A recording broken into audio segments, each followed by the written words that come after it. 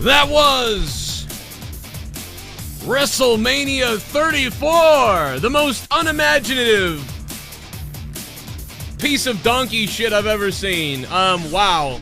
We're going to talk about this one. I feel sorry for anybody that bought a ticket to this.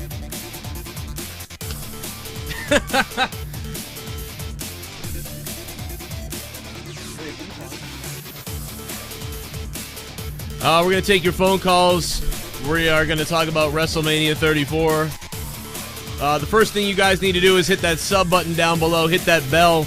Don't miss out on my daily wrestling videos. We're coming to you live from my other channel, JCS Gaming. But make sure to subscribe to my real wrestling channel. I'm not able to go live from my real wrestling channel at the moment until July. So right now, you guys are going to have to sub that as well so that you get my daily wrestling podcasts and videos over there on youtube.com/Joe Cronin Show. That is where you want to subscribe to, so make sure you get over there and do it. And we will have the donations enabled tonight. I can already hear Kane's coming in right now. Roman Reigns is a crimson mess. Hey, Joe. Right now, he's a crimson goddamn mess. And we're going to talk about that. And a whole lot of other shit, too. Unbelievable. Unbelievably terrible in many ways. Good in some ways, terrible in other ways. I don't know how else to stretch it out for you. But, my God. My God.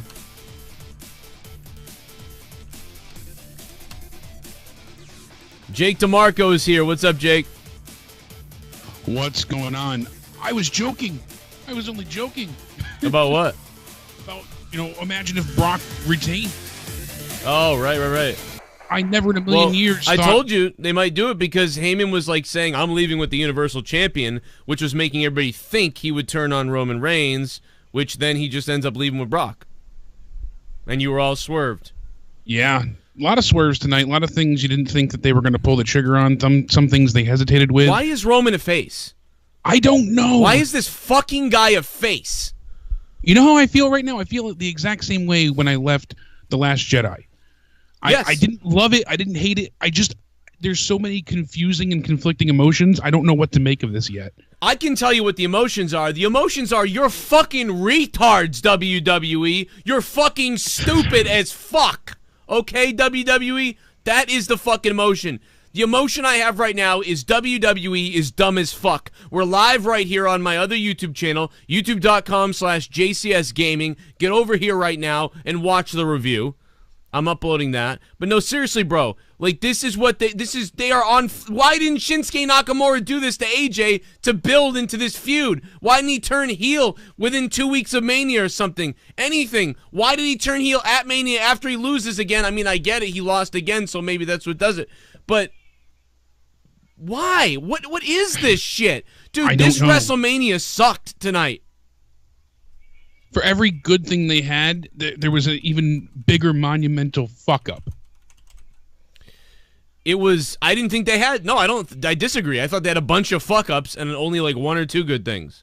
Yeah, that's what I'm trying to say, is that the bad outweighed the good. And it's unfortunate because there was some really good, heartfelt, nice moments, and the rest of it was just shit. Yeah, there were nice little moments that happened, but that was about it. That's what I would describe it as. There were some nice fucking moments, but everything else was goddamn piss poor and ridiculous. This was absolutely fucking trash tonight. The highlight of your night is a debuting UFC star, Ronda Rousey. Who the hell would have thought that Ronda Rousey's match was going to be probably the best match of the night? Ronda Rousey's match was the best match of the night. I foresaw her doing well, but best match, not at all. I can't even believe it. That was the most exciting match I saw tonight. And, of course, Roman gets blood. Of course Roman gets blood. Gargano and Ciampa were in a fucking unfucking sanctioned match last night. Nobody bled in that match. Why didn't somebody bleed in the unsanctioned match? But, of course, Roman Reigns gets to bleed. This is the shit that we're fucking talking about, you stupid fucks! Not only did he bleed, but he kicked out of how many F5s? I'm going to get to kick out of 3 F5s because I'm Roman Reigns. I'm going to get to fucking bleed everywhere because I'm Roman Reigns. And they're helping him now to the back or something. He's limping to the back. I mean, Jesus Christ, was he cut open. That might have been one of the best things of the night, was watching Roman just gushing blood. I was actually worried about him. But I'll tell you, they should have fucking turned him heel. Why didn't they turn this guy heel? I felt like they started strong, minus the pre-show, you know, the actual Mania. They came in pretty hot, and it progressively felt like it was starting to get better, and then they dropped the floor out from underneath us. Dude, how many main events is Roman going to be in? Dude, the crowd was chanting CM Punk. The crowd was chanting CM Punk. This is awful. They're chanting delete. That's your main event. And there was 5 F5s, I believe, total. 5. Dude, he kicked out of, well, the 5th one ended him. This company's on drugs. Kicks out of. This company is on drugs. I have no idea. I cannot believe that Charlotte and Asuka wasn't one of the best matches of the night. Now, it was all right, but it was rushed. It was like, you have this much time, that's it. And then Asuka taps out? Why the fuck did you have Asuka tap out? Why didn't you do something else? Asuka just taps out and loses to Charlotte. They love Charlotte, so we know the WWE loves Charlotte, right? That's number one. Is that right? Yeah, that's right. We know that by the way, you can tweet out this live stream, Jake, if you want. I did. We know that WWE loves Charlotte. We know that WWE loves Roman. But what was this? You turned the other big guy into a teddy bear, brought a kid in the audience to win the championship. Granted, I thought that was nice of them. It was a very nice little moment. I thought if they were going to do that moment, they should have done it earlier in the night, like the second or third match. Why in the world was I watching the second to last match, some kid coming from the audience? I was probably Make-A-Wish kid. It was a very nice moment for sure for him. But yeah, I said as a parent, it was extremely sweet, and you know, you couldn't help but be, you know, empathetic towards that moment. You know, it tugged on your heartstrings. But when they made it the second to last match of the night, they made you feel like the surprise partner was going to be the biggest thing ever. You know, anybody could have taken that spot. Fucking Stone Cold could have came out by the way they built it up. We had 4 weeks of speculating, essentially, and build up to who Braun's partner was going to be, and you throw that all out the window. And listen, I might be one of the only people. I expected Cena's match to go that way, so I liked it. I liked that The Undertaker came out. That was one of my more favorite parts of the night, was Undertaker came out, was a badass, said, you want me, Cena? And fucking here you got me. Boom, and I nailed you. I mean, that's what I expected to happen. So I liked the Cena-Undertaker thing, and I sort of liked Asuka and Charlotte's match, but it was rushed. It was ruined because they rushed them. They didn't get to have a classic match I thought they'd have. I pretty much won't go back and watch that. There was a cool Spanish Fly. There was a couple little things that were cool, but the match never got to flowing. Right as it was picking up, it ended. Right, just like Charlotte's match last year and the women's match the year before. As soon as it picked up, it ended. And Alexa Bliss versus Nia, I didn't give a shit. Everything was horrible except the Ronda Rousey was exciting to watch. What? This was. I don't hate the fact that Asuka lost. I really don't. I wish we got more from the match. I'm one of the minor few here too. I you know, everyone thought I'd be the other way, but I'm glad the streak's over in one sense. Did they do it properly? No. But I'm thankful that it's gone because now hopefully this doesn't ruin her, you know, Goldberg-esque style. No, I think this does ruin her. I hope not. I hope they can advance on her you know, character that much more and put a little more drama into her matches, because now you don't have to worry about her being undefeated at every turn and everything being predictable. Yeah, but now you can have a bit of drama and excitement to these matches. It's not she's going to win. No, I don't know. But with the way they handle it, you can't put any fucking faith into them. So then again, I would have had her lose to Charlotte, face her again, Charlotte maybe win the belt back, and then she can go back to Raw, whatever they do. Because then you can believe it. Then it's like, wow, she defeated Charlotte. This is crazy. But then Charlotte comes back and wins, and you're like, oh, wow, Charlotte broke the streak and won her title back. That's crazy. Then I would have been happy. I'm not happy with this. Build her up, come to WrestleMania. And she could have lost tonight, maybe, if the match had been another 6 to 8 minutes long and they'd actually built to something. It felt like an empty match and an empty tap out, and it just felt like they just threw it all away and horse shit. I think it was a huge mistake. I thought it set a bad tone. At that moment, I started getting a bad feeling in my stomach. And the opening match was a good opening match a little bit. You know, Finn Balor comes out to... By the way, Finn Balor comes out, no demon. If he was going to do the gay pride thing, Leah said he should have gone Rainbow Demon. He should have gone fucking Rainbow Demon. By the way, he can't lose as the demon. That's what they build up. Right, so exactly, yeah. But as soon as that happened, you knew he wasn't going to win. WWE literally, like, I watched Twitter. People were so mad on Twitter that Finn Balor wasn't the demon. Like, they were so mad about it that they were blaming the gay people, like the gay pride people. Seriously, WWE somehow made gays heel to some of the... Like, I mean, how the fuck did that happen? I'm laughing because it's true. It's fucking hilarious. Twitter was blowing up with people like, fuck this gay pride. Like, they were so mad. No, that just said gay demon would have been better, and that's... Yeah. Where else do you see or say that? Gay demon would have been... And they could even, like, flamboyance up his music instead of... Dun, dun, dun. They could be like... Dun, dun, dun, dun, dun, dun, dun, dun, dun, dun, dun. He could have danced out there like a lollipop guy. But no, instead... we had little person pancakes. Well, Ken was out there. At least Ken was Ken out made there. It to WrestleMania. Yeah, dude, Mini Ken made it to Mania. Look at this. Look at this piece of shit. Look at that. He made it, bro. Look at that meatball. By the way, guys, if you're new right now and you're not used to my channel, we're live on my gaming channel right now on youtube.com/Joe Cronin JCS because my real channel with 55,000 subscribers, I'm not able to go live from it until July because YouTube is dumb. So make sure you guys go subscribe to my other channel, my wrestling channel, for daily wrestling videos, podcasts, updates, and more. YouTube.com/Joe Cronin Show. Thank you for being here. If you guys have a different opinion on things, that's cool. I'm giving you my opinion. You may not agree with what I have to say. That's cool. I'm not going to shit on you and shun you. Feel free to call the show tonight, 339-226-6610 if you're in the U.S. If you're outside the U.S. watching somewhere else, in India, in Australia, in New Zealand, in the U.K., Ireland, Canada, China, Japan, wherever you are, Danny Deadly, DANNYDADLY, for the Skype name, and we'll talk about it. We'll get you guys on here real quick. There's a donation coming in. Let's check out one of these donations real quick and see what's going on with you guys, if we can.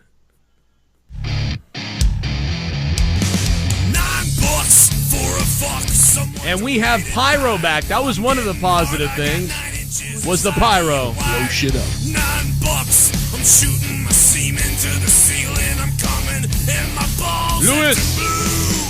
$9. Suck my dick.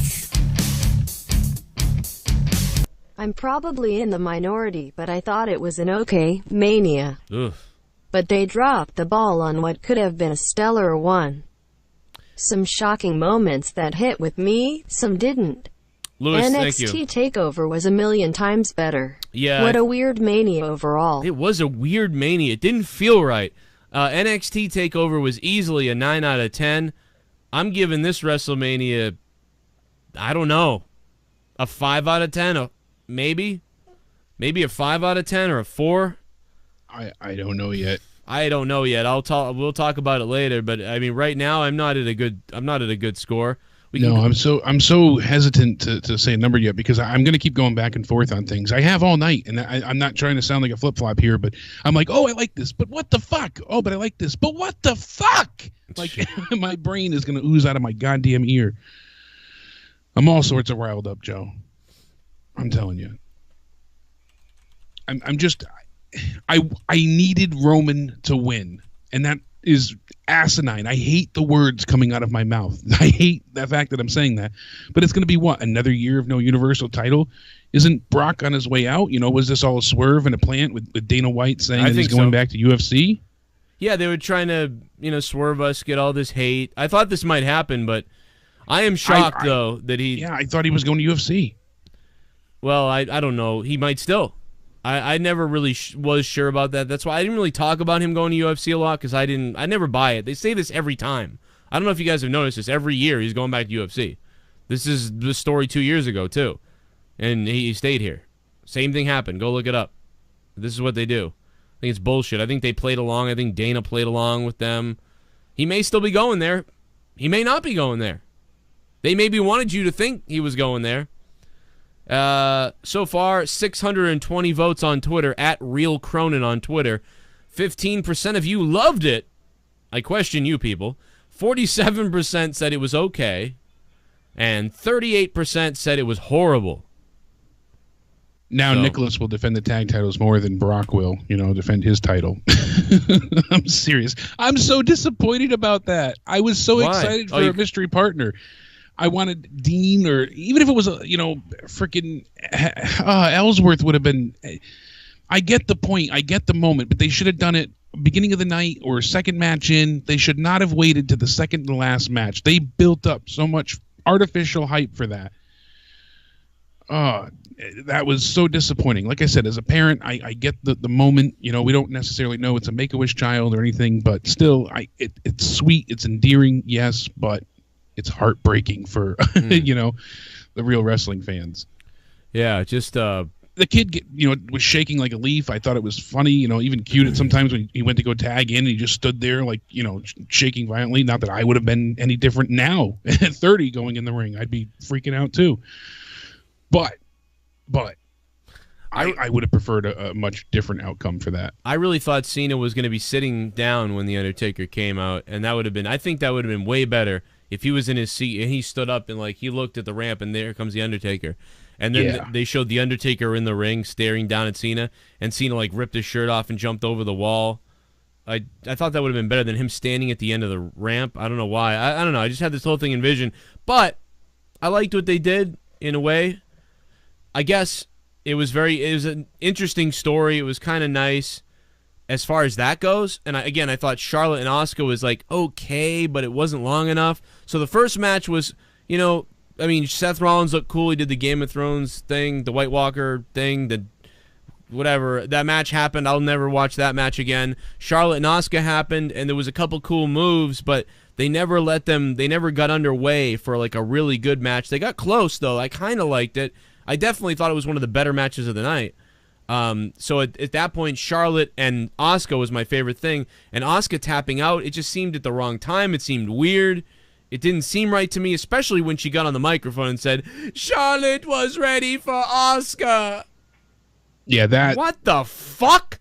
That fuck was a no-fly.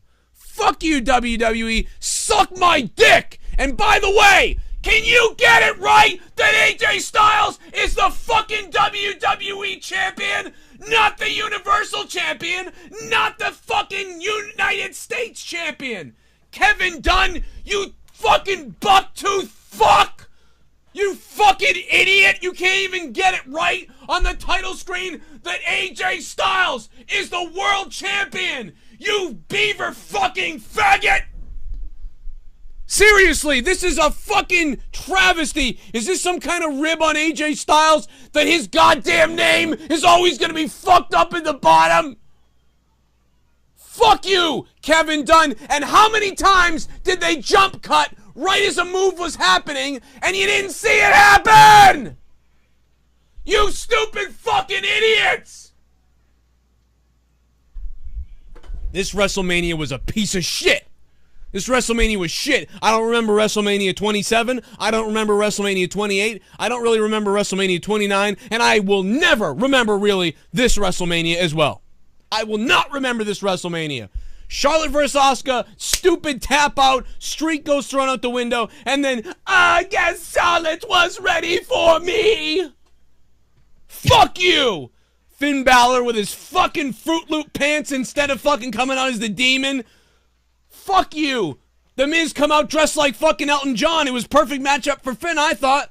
And then fucking just what happened after that? Ronda Rousey, a UFC fighter, was the most entertaining thing in here. Stephanie, a mother of multiple kids, and Triple H, who got really no business being out there with Angle anymore. And they were the best match of the night? What the fuck was that?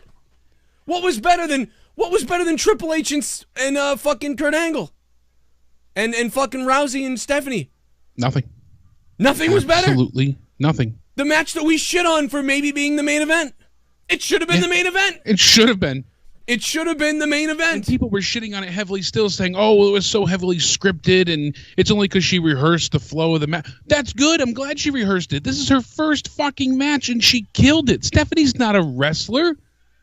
Here, let me do it for you, WWE. Let me do it for you. This chocolate looks like shit. You wanted me to watch shit tonight? You wanted me to watch shit? This chocolate looks like shit, WWE. You see this? This looks like shit, doesn't it? You wanted me to watch shit. I'll fucking smear the shit all over my fucking face. I'll fucking smear it all over my fucking face, WWE. Is that what you want? You want me to choke on shit? You want me to watch shit? You want me to eat shit? You want me to swallow shit? Well, I'm telling you something. You can feed me shit all night long at this WrestleMania. And I will tell you something, WWE. I am going to do what you did to me. You fed me shit. Well, I'm going to give you shit. Your WrestleMania was shit out of 10. How about that? Graphic boy can't get the world champion's name right. You fucking numbskull. My mother just sent me the best quote from Twitter. She said, Asuka loses. Kevin and Sammy are still fired. Triple H tried to fight a woman. Nakamura went Kinshasa on AJ's nuts. Taker won in 2 minutes. Braun is now a kidnapper. Brock killed a man. What the hell did we just watch? It's fucking right. It is, you know? Anything for you, Vince McMahon. Anything for you, Vince.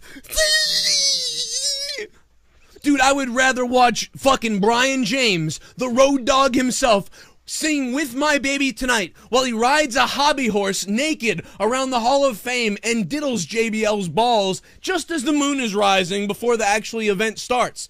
That's what I'd rather watch than this tonight. How come Nakamura and AJ Styles went into WrestleMania face on face, and you had Nakamura low blow AJ Styles in the balls at WrestleMania after having a subpar match compared to what we know they could have?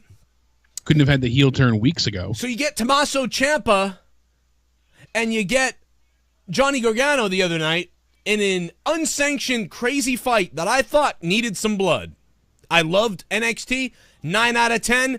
Best NXT takeover there has ever been, I believe. You could argue maybe top 3, but I think it was the best one. Tonight, in a match, Roman Reigns versus Brock Lesnar, we do get blood. Why do we get blood? Because Roman gets everything. Now, Brock gets everything too. But Brock Lesnar is a legend in the WWE at this point. He is a megastar, but Roman Reigns is not. Brock Lesnar equaled ratings. Roman Reigns does not, because the ratings are dropping and dropping and dropping and dropping. If you don't believe me, look it up. If you love WWE now, that's great. Fact is, the ratings are dropping. Look at the facts. Look at the numbers. If you don't believe me, if you don't like that, then you just deny fucking facts. That's all you can do. I want this company to succeed. I want 7,000 people to be watching my review right now, but there's not 7,000 people watching my review right now because wrestling is in a downswing. Because this shit is abysmal butt fucking piss trash that I wouldn't feed a fucking AIDS patient if they asked me to kill them on their dying deathbed. This sucks ass. Suck my dick, Vince. Suck my dick, you fucking retards. Why don't you go hire another fucking puppet announcer or some bitch with boobs who's from Hollywood who said she was a wrestling fan her whole life, who walks around WWE Access and doesn't even know most of the fucking monuments she's looking at, doesn't even know most of the wardrobes she's looking at, but she does know one thing, how to swallow Maria Menounos' pussy, okay? That's what she does know how to do. Oh, this is great! Oh, what's this? Oh, I got hired by WWE. Or why don't you go hire the last broadcaster, Sam Roberts, with his fucking curly sideshow hair, bob fucking haircut. Why don't you hire him and be like, hey man, I'll say anything you like. My show's not good enough on Sirius Satellite Radio, even though it's a multi-million-dollar company, so I have to start a YouTube show like all these other YouTubers who aren't radio personalities because I don't get paid enough on Sirius Satellite Radio to do a show over there because I don't get ratings. And I'm so bad that they actually hired Jim Norton to come on with me to provide some kind of entertainment on my show that sucks. And the only other way I can be good is if they get big megastars to come in here so I can interview them. Because if I didn't have big megastars sitting around me and access to WWE talent, then my show would kind of suck, wouldn't it? and if it wasn't for goddamn Jim Norton's bald-headed fuck, then that wouldn't be funny, and he wouldn't be here, and I wouldn't be anything, and I wouldn't be nobody. And so I'm gonna partner with the WWE because I can say I work for Sirius Satellite Radio, so they'll give me interviews because I'm Sam Roberts. Well, guess what, Joe Villa in WWE Talent Headquarters, who won't let Joe Cronin interview WWE superstars? who won't get Joe Cronin a press pass? Hey, Joe Villa, suck my dick! Wrap that gold necklace around your face! Your company sucks! This sucked! Suck a dick! Go ahead, Jake. I need a fucking heart attack medicine. Well, you know what? This reeks of the goddamn invasion angle all over again. It really feels like Vince had to say, hey, Cos Carbone, you're a retard! Because if my show's retarded, why are you watching me then? Why are you in here watching me, you stupid fag? Why are you watching my show then? Why are you saying my show's retarded? If you don't like it, you can turn on another show that will say, that WrestleMania was so good. Did you see the blood on Roman Reigns' face? Oh my God! Jack me off! I'll jack you off! We'll jack each other off! I'll jack you off. You jack me off. Fucking, it really did though. I'm gonna go back to it. It felt like the goddamn invasion angle. You know why? Because Vince had to stroke his ego once again with Charlotte and with AJ. They had to retain because those now are his champions. Those are his people. Yes, they came from elsewhere, but they're now, they're through and through WWE company men and women. And, you basically had both Japanese superstars who won their respective Rumbles lose. Why? Why both? Because I said before, I'm not okay with her losing the streak, but I'm not thrilled, but I'm glad it's over now in the hopes that they'll build to it. But I'm sure they'll fucking destroy her. I just didn't like the fact that she constantly had to fucking have this, crutch to lay on because it made her matches boring. But this wasn't the time. I'm just glad it's over. I hope they do something good from here. Maybe I'm just trying to be positive. I know it's a shit sandwich they made us swallow. I'm not being blind. I know it's not the right time. Somebody said this was better than last year's WrestleMania. Please explain to me how this is better than last year's WrestleMania. Listen, I'm going to play a donation, and then I'm going to take phone call. I'm going to play a couple donations, and then I'm going to play take some phone calls. So you will be heard, 339-226-6610. And speaking of 10, he is the perfect gimmick to kill.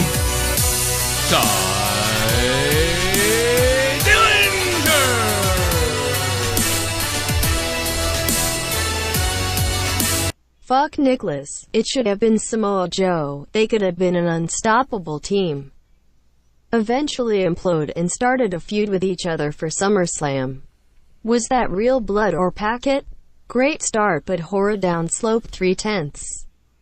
I mean, I think Movado, thanks for the $10, Movado. I think it was real blood. I think he busted him open the same way he did Randy Orton.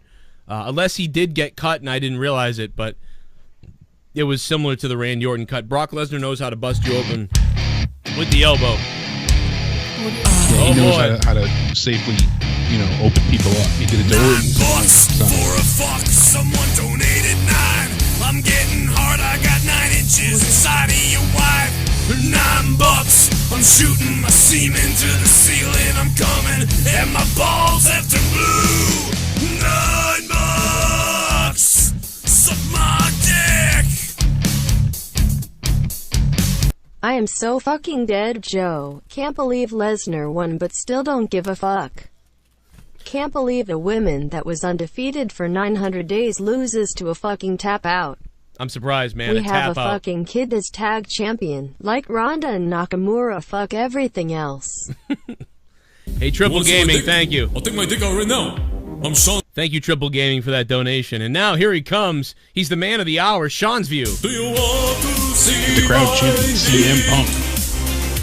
I will show you my I still got my championship. I still got my title belt. I'm Seanzview.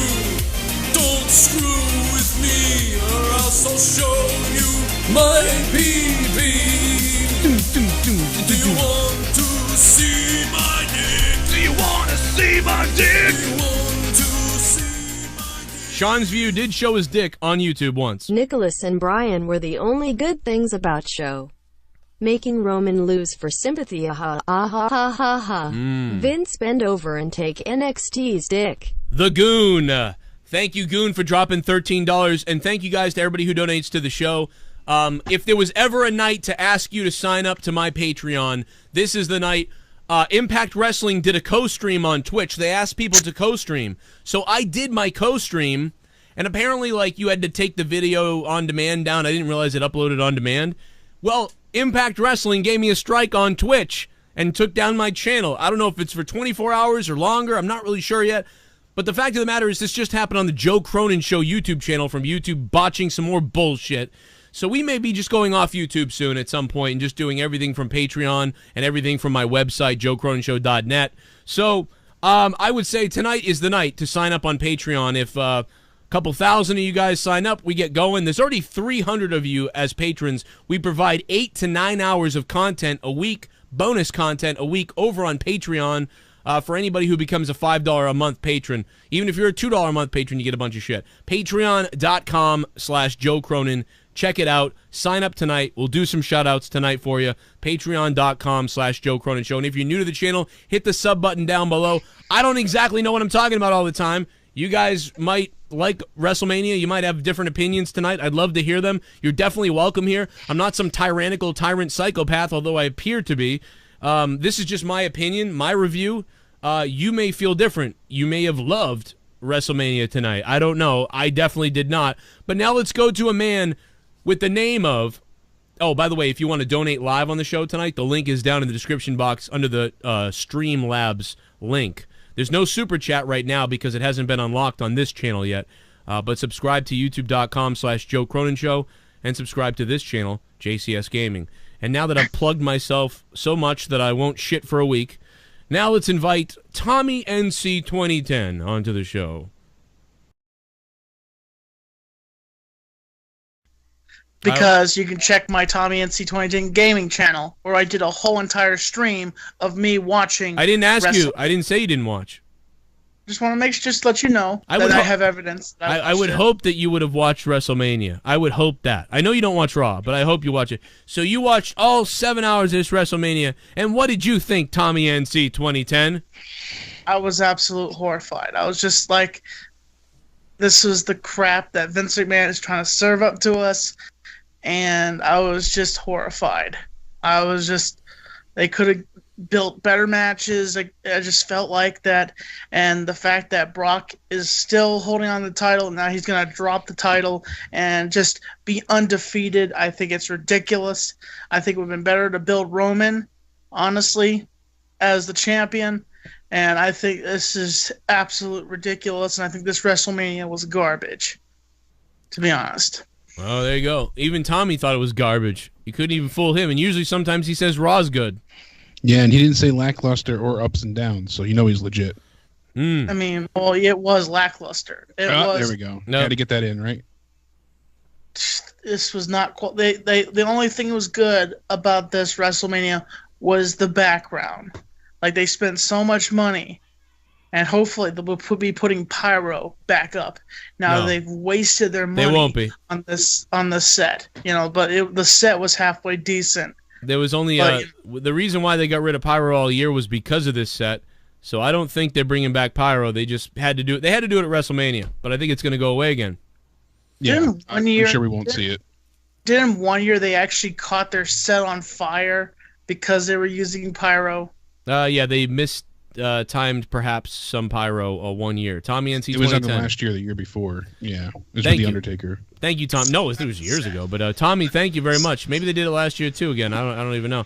But let's take a call. Just call me Luke is on the phone. What's up, Luke? I told you so. I'd warned everybody. I told everyone. I said NXT TakeOver is gonna blow Mania out of the water. And what happened? NXT TakeOver blew Mania out of the water. There is no way one of these matches did not beat that ladder match from NXT TakeOver. None of them did. And you know what? I agree with you on everything as far as Mania not living up. Freaking the match order was just, it wasn't right. Like you said, Jake, freaking why did they not have Braun be like the second match? Yeah, they blew their load way too This early. was so stupid. They killed the crowd at certain points. And I usually side with you, Luke, but you don't get to say I told you so because Joe and I both said last night that, nothing would beat TakeOver, but we were still looking forward to moments and aspects of tonight. You are right, because nothing beat the Cena squash match I enjoyed just because, Taker came out. But if you're a true fan of Taker and you were just hoping, you were praying that biker gimmick would come back, knowing that Kid Rock was getting in the Hall of Fame, and that he could possibly perform the badass theme. That was a rumor going around, but that didn't happen. So they dropped the ball there. But I'm glad Taker came out, did his shtick, got his 5 minutes of glory. He looked great. He actually looked healthy, which looked like he wasn't in pain this time. Yes, that was a good sign. I think you guys are overlooking the actual fighting of the Intercontinental title match. It was good. That was a good match. It was a great way to open the show. Got everybody white hot. Oh, dude, just some of the spots in that match too. The frog splash to freaking save Balor from the figure 4. That was fantastic. Yeah, the double coup de grace that the stomp. There was a lot of moments that was fantastic. Yeah, they had a good opening match. The Charlotte match was cut short. I think they cut that because they if you saw, they always Charlotte cut her match. Left no, I think it was cut because of injury. Oh, because of her shortness of breath? She was cut. I mean, it was a pretty good cut along her left arm, and that's part of the reason why she couldn't get the hold in. I think they might have cut. She couldn't put any pressure on her left wrist, it looked like, at the end there. When she went for the figure 8, I have it up on my Twitter. Really? When she went and actually bridged the figure 8, she pushed her arm down. She had to hold up just on her right arm, and then she was holding her left arm, onto her right arm. Some people said that she might have sprained or broken her wrist, and it looked like it kind of cut through, and other people said that it was just a bad, they have done this match with her I think this is the 3rd time now, where it seems like she's in a match that just never gets going fully the right way. And by the way, Famous B from Lucha Underground, he just said he's having drinks with Taya Valkyrie. Who else is this? Ali, and here you go. Here's a little photo, everybody. It's there you go. There we go. Marty the Moth is there, and Ali's there. Since he didn't get to wrestle, Taya, evil bastards. Yeah, and then there's Famous B, and I told them to make a video and shut us all out, but they're drinking, taking a picture. What's up, Famous B? Hope you had a good time. One of the most egregious fuck-ups of the night, to me, was the SmackDown Tag Team Championship. The Usos and New Day on the fucking SummerSlam kickoff show had a fantastic match, and they were fucked then. They were royally fucking screwed on the kickoff match, and they were better than almost anything on SummerSlam. Then we fast forward to Hell in a Cell, and they put on a fucking amazing match yet again. What happens? We see them have the rap battle. Then they have a street fight for the tag team titles on SmackDown. Again, amazing. We know they can deliver. Then we see their match at Fastlane. It gets interrupted by the Bludgeon Brothers, and we're like, oh, Luke Harper, Eric Rowan. This is going to be fantastic what these 3 teams can do. Luke Harper is one agile big man. He can move. Eric Rowan, Eric Rowan isn't as great as Luke Harper, but the point is they can fucking move. We know what the Wyatt family, they did previously. You look back at matches like them versus The Shield. They can deliver. So you put these 3 fucking teams together. I expected magic. And what did we get? They held the fucking black man down. We got 5 minutes and 50 fucking seconds of bullshit. Of absolute nonsense. We got some straight up power moves, and then they fucking ended it. It was less than 6 minutes. I literally went to the bathroom, and the match was over. They turned that into the piss break. I knew it was going to be bad. Matches, the fucking pillow matches, and the goddamn strip teases were longer than this bullshit. I gotta be honest. Once the pancake guys came out, I actually didn't really watch the match. I knew it was going to be bad. Hey, just call me Luke. Thanks for the call, Luke. Good to hear from you, man. I love you, Luke. Thank you. I really got to move through the calls quick tonight. Lots of calls. The phone lines right now are just jammed. 757's on the phone. Hey, how you doing, Joe? What's up, man? How you doing? What a fucking shit show tonight. This is the worst WrestleMania I've ever seen in my whole fucking life. Wow, man. Holy shit. I mean, it's not worse than, well, I don't know. It's up there. I might even like WrestleMania 11 better because of Shawn Michaels and Diesel. Like, I don't know. I'm saying everything they did right tonight, they fucked up 10 times worse. Oscar tapping out was bullshit. Goddamn fucking, Nakamura had the best fucking interest of his fucking life as an actual rock star. You call him the fucking artist, and then you fucking do a dumbass heel turn.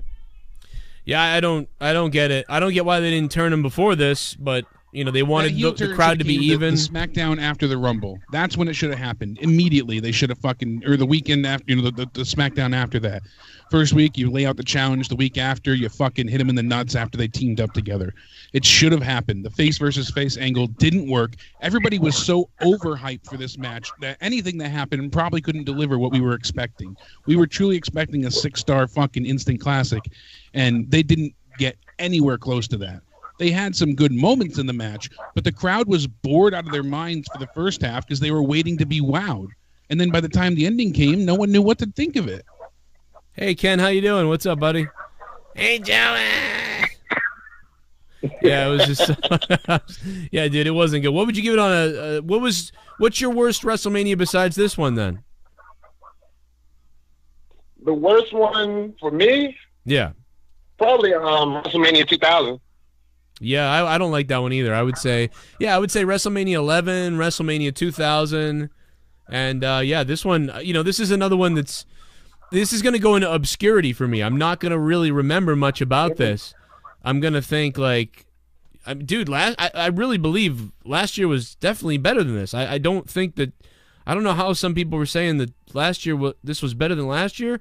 I didn't love last year that much, but it was pretty good. I was entertained tonight. Yes, I did enjoy some things of it, but it just, there was too many bad choices that outweighed any of the good, you know, that they could have, you know, tried to deliver. Okay, I'll give you my so the Ronda Rousey stuff, like that was my favorite thing. Number 1. Number 2 for me would be probably the John Cena Undertaker stuff. And then they kept kayfabe alive. He had to summon his ring gear. You know, he brought it into the ring. It was a nice touch and nod to last year, and then he summoned it back. It disappears. I wish John was sitting down. You are right about that much. It was odd seeing him on the ramp. And I love the swerve with Elias. The lights go out, everything goes dark. Yeah, and it's Elias. And then Elias, you know, it was nice not having him in the Battle Royal either. So at least we got that moment with Elias. He really got heat from fans. I don't know what to tell you, man. These people want Roman Reigns to go heel. Like, that's all I can say is, like, they want him to go heel. They want to throw stuff in the ring, almost. Like, and they just went, there's Lesnar. I mean, it wouldn't have mattered who won. We would have been complaining about it no matter what. Because as far as I'm concerned, I didn't give a shit about the main event. And let's play a donation. Oh, this will be a sub. Hey, Neil McLaughlin, man, thank you for subbing to the channel. Make sure you guys sub to the Joe Cronin Show on YouTube, my real channel, and this right now is the channel that I have to go live from because YouTube took away the live streaming until July 2nd.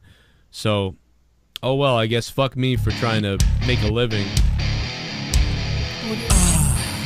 Here comes Paige's butt plug. Oh, God. $9 for a fox. By the way, we will talk about those fucking Paige promos. Hello, what I'm going to show you now is a preview for my movie. But do you notice in the beginning that somebody fucked up on the edit because she starts off like this? Yeah. Yeah, you can almost slightly hear someone say "go." It's bizarre, like, dude. I'm here to show you. Like it's like someone forgot to edit out the intro. Yay, Pyro. You know?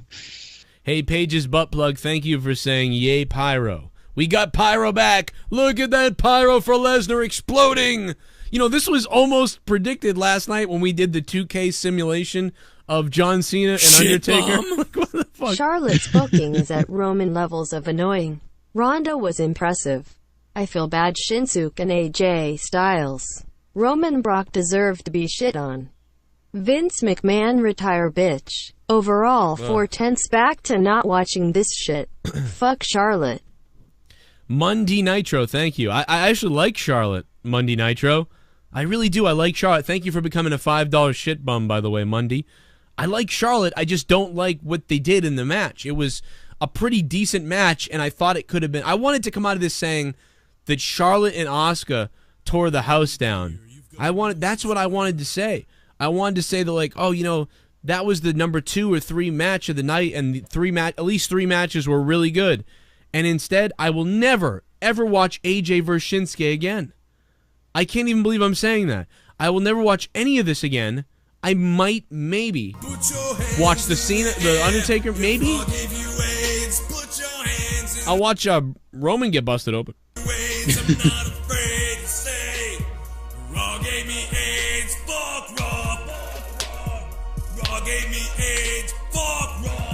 HAHAHAHAHA. I will be watching this Monday and Tuesday shows for the call-ups and wed for NXT, but that's it. I'm done with WWE for a while. Ha ha ha ha ha.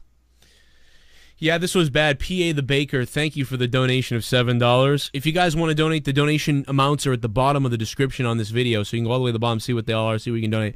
This WrestleMania deeply needed like some sort of crazy ending, like where Heyman turned or something, because what's there to watch going forward, really? It's stupid. Someone just took Roman's bloody head and edited it into a woman giving birth with it. And it is God. Give me that Superman punch in my rectum. Give me that Superman punch in my rectum. I don't care if your whole fist goes up my asshole. Just want to watch me beat up Grimm again.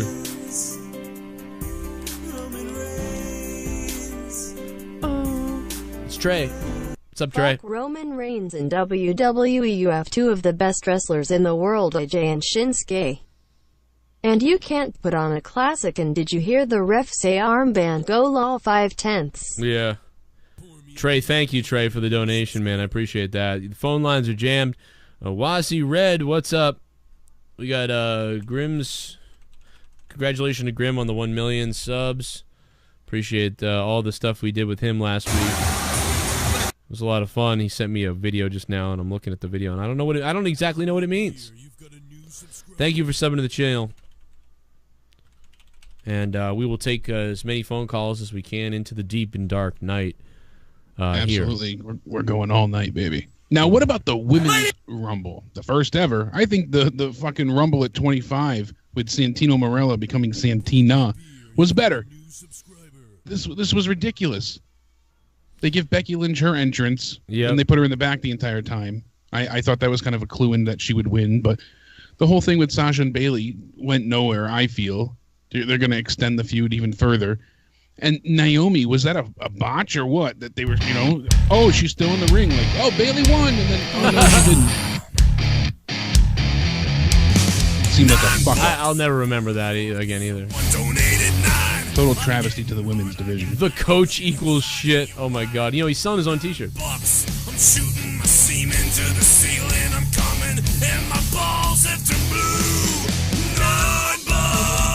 Suck my dick. Suck and swallow and suck it. 4 out of 10. Undertaker part was lame. I lost it when Coach said this was the best Mania moment Rollins ever had. Shit. Brock Lesnar as champ. Love your show, Joe. Hey, thank you so much. That was a quick one. Shit bomb. What a nice one. Thank you, the coach. Look, I don't really give a rat's ass, but Roman lost HHA. He's so trash. I think he is trash. Perhaps now does this mean they're building up somebody else and they've quit on Roman again, or what the fuck does this mean? Sasha's Mouthblood, thank you so much. Why did they have Roman go to WrestleMania and not win? I am confused. Not many people enjoy Brock Lesnar anymore. Not many people enjoy Roman anymore, or have ever. And yet they're in the main event together. The main event is the U.S. title. Is the United States Championship. Is the Universal Championship. I don't fucking know because they keep putting the graphics on AJ Styles that he's the Universal and U.S. title. So I don't know what titles are what. I'm sorry, I don't know what the titles are because Kevin Dunn in the truck can't fucking label something the right way with whoever fucking help he has. Who the fuck is running that truck? Monica's on the phone. What's up, Monica? The only thing I can really say about tonight is that it was unpredictable. Because there were so many things that happened You're that right. I wasn't expecting, like win-wise. Yeah, fuck my predictions. Yeah, I guess I wouldn't have predicted that Asuka would tap out like a lame idiot and then say that nobody's ready for Charlotte. And then I wouldn't That was the match I was looking forward to. Me too. The most. I couldn't wait to see that. And I was Charlotte's so excited, entrance was and great. then- I was pumped up. I know. And then the ending happened, and I just, it was like when The Undertaker lost, I just sat there, and I'm like, this is a fucking joke. Yeah. Charlotte's had her time how many times? Not just at Mania, but I don't understand how you can take a streak like Asuka had and make her tap. I don't know. it's wild to me. New Orleans is the place streaks go to die. Everybody kept saying it. It's true. Yeah, I mean, if you wanted to, Obviously. if you're talking about surprises, yeah, I'm surprised that Asuka turned out to be an idiot. I'm surprised that, you know, what else am I surprised about? I'm not surprised by anything else, am I? I'm surprised that Nakamura turned heel all of a sudden now, and I'm surprised that AJ Styles and Nakamura had a terrible match. I'm surprised about that. And I'm surprised that Ronda Rousey was actually the most entertaining thing about the show. And if you ask me, all those surprises are fucking terrible. After Asuka lost, I was in just like a fit, and I was like, I hope Jinder Mahal wins the United States title. And I'm like, you know what? And I told, because I had, friends and family over, and I was like, you know what? And I hope he pins Rusev just to piss everyone off. And that's what happened. And I was like, good. Fuck you. That was, and I didn't even care. That match, I just laughed. I just went, and I literally laughed because I knew. Because that's the only thing you can do when just bad things keep happening. You're like, well, I need to laugh or else I'm going to kill myself. So yeah. Well, we got to be careful with that, or the SJWs will get us. Really. They'll lock us up. But no, it was bullshit. It was, I know. Yeah. Their mothers do. No, it was terrible, and it was awful. Wait. I mean, we had Matt Hardy getting the extended help from Bray Wyatt, which was kind of odd. I mean, okay, all right, you're going to be the new type of Brother Nero, but he wasn't repackaged. It's still Bray. Still came in, with the same intro that he always does. Cedric Alexander's match was good. I like the cruiserweights. They did a really good job. A little Mustafa short. Ali. I thought that was a little short, too, but it was good. It was good. I expected it to be exactly that length. I didn't think we'd get much more than that. But I was satisfied with what we got there. By the way, someone said Charlotte was boring. I don't think so. She did a Spanish fly. She took a suplex off the side of the apron. I thought they did a lot of cool setup moves that were getting me into the match more and more. I just think they were missing another. There was like 3 to 6 more minutes missing. And then it could have been really good. And then I would have been fine if Asuka tapped out, but the part when then she grabbed the mic and then said, like, I wasn't ready for Charlotte, or Charlotte was ready for Asuka, that part made me cringe. That was terrible. Yeah, the moonsault into the triangle choke on the way down, that was cool before she could lock it in. There were some decent moments. But like you said, it was 13 minutes long. They needed about another 6-7 minutes for sure. It definitely seems like, from what I'm reading, that she was being evaluated for injury after the fact. Maybe they did cut it short. It's not confirmed, but you can see on, like I said, the part that I captured on my Twitter, she can't put any weight down on her left hand when she goes and she's doing the figure 8 when she's locking it in. When she puts the bridge down, she gets the weight. You can see her kind of wince, and then she puts her arm on her other arm. So, if Asuka just hadn't said that Charlotte was ready for Asuka. And maybe if Asuka, if that was the opening match, I might have liked it a little better. But I did like it. I still thought it was a good match. I wanted an 8 out of 10, and I think I got a 6 out of 10, maybe a 7 out of 10. And then John Cena's bathroom break interrupted the flow of it. You have Charlotte walking up the ramp, still celebrating, and then John Cena gets told by the referee that he left his car and it's getting towed. John runs to the back. That I didn't mind. Because I felt like, okay, well, the moment had been way over already. I would have rather them cut to it almost right away, like Charlotte celebrating, then she leaves, and then they cut to that, rather than the Asuka thing. They gave it a lot of time when they did that. I thought that was a good cut. I thought that was, like, I was kind of in shock about, like, what the hell just happened? And then all of a sudden, whoa, Cena's getting word, now he's running to the back. I thought that was okay. I thought that kept pace going. But I still would have rather him just sit there and maybe the Undertaker show up, but I don't know. What they did was pretty good, though. I mean, the Cena Undertaker thing was, to me, was one of the better things of the show. And after he beat up Elias, he should have just went back to his seat. That's right. That's what I thought. I was curious how they were going to get him in his ring gear. That was what I was wondering, honestly, because you saw him sitting there as a fan, and yeah, him running up the ramp. Everybody memed the hell out of that, which was great, pretty quick. That was trending on Twitter faster than WrestleMania itself. Yeah, they were like, when you left the oven on, when you're... Yeah, when, your girl texts you, her parents aren't home. Even I said, when you don't want to wait in the bathroom line. It's like, it's just him scooting his ass up there. But Monica, I didn't hate that moment. I just didn't like the fact that they interrupted the celebration. I actually enjoyed, Joe, your back and forth with Ken on Twitter more than a lot of the matches tonight. When you're saying the little Munchkin? midget looked like the little Because he your looked little like back and forth your little back and forth you had with Ken was more entertaining than that's not some good. of the matches tonight. That's so bad. It looks like him if he was like a little more anorexic. I mean, then he said, "Oh, well, that's your facial hair, Joe." And then I said, "Well, I don't have a beard, or whatever." But yeah, no, I just think that looks more like him. He's got those big gums. Like, I don't quite have that. Monica, I love you, Monica. I'm gonna let you go. Anything else you want to say? All right. No, that's it. Have a good night, guys. All right, bye, Monica. Thank you. Happy Thank you. WrestleMania, Bye. Monica. See you tomorrow night on Raw for hell. At least Raw might be fun because the crowd will be. See, how pathetic is it going to be that tomorrow night might be exciting just because of the fans yelling? Like, that's how terrible Raw has been. And SmackDown hasn't been good either. This is just. I'm actually like I'm getting like I go from very excited to angry, and now I'm gonna start moving into that depression mode. Is what's gonna happen. I'm gonna go into fucking depression mode. Real quick, let's take one more call, then we'll get back to the donations, and I'll talk a little bit about some Mania news that we got and some other things here. 616 is on the phone. What's up, 616? WrestleMania was awesome, Joe. Oh yeah, what was good about it? Roman Reigns bleeding. Just because we don't need a 50-minute, an hour Nakamura AJ Styles match. No one wants that. No, you didn't get it. I love the product. I'm sure you What's do. that? I'm sure you do. No, I didn't want that. No. I wanted Roman Reigns to go on top. He did not go on top. So you're you're gonna mad? win the title tomorrow. You gonna win the belt tomorrow on Raw? Yeah, he will. I mean, he might. Yeah, it's very weird what happened tonight, I thought. Very strange. Did you like the blood because it reminded you of your mother's vagina bleeding down her leg when she had her period? Not really. It reminded me more of Jake DeMarco's bleeding through his ass because he will kiss your ass because he's too afraid to get in your face. Unlike me, I will get in your face. WrestleMania was an awesome event.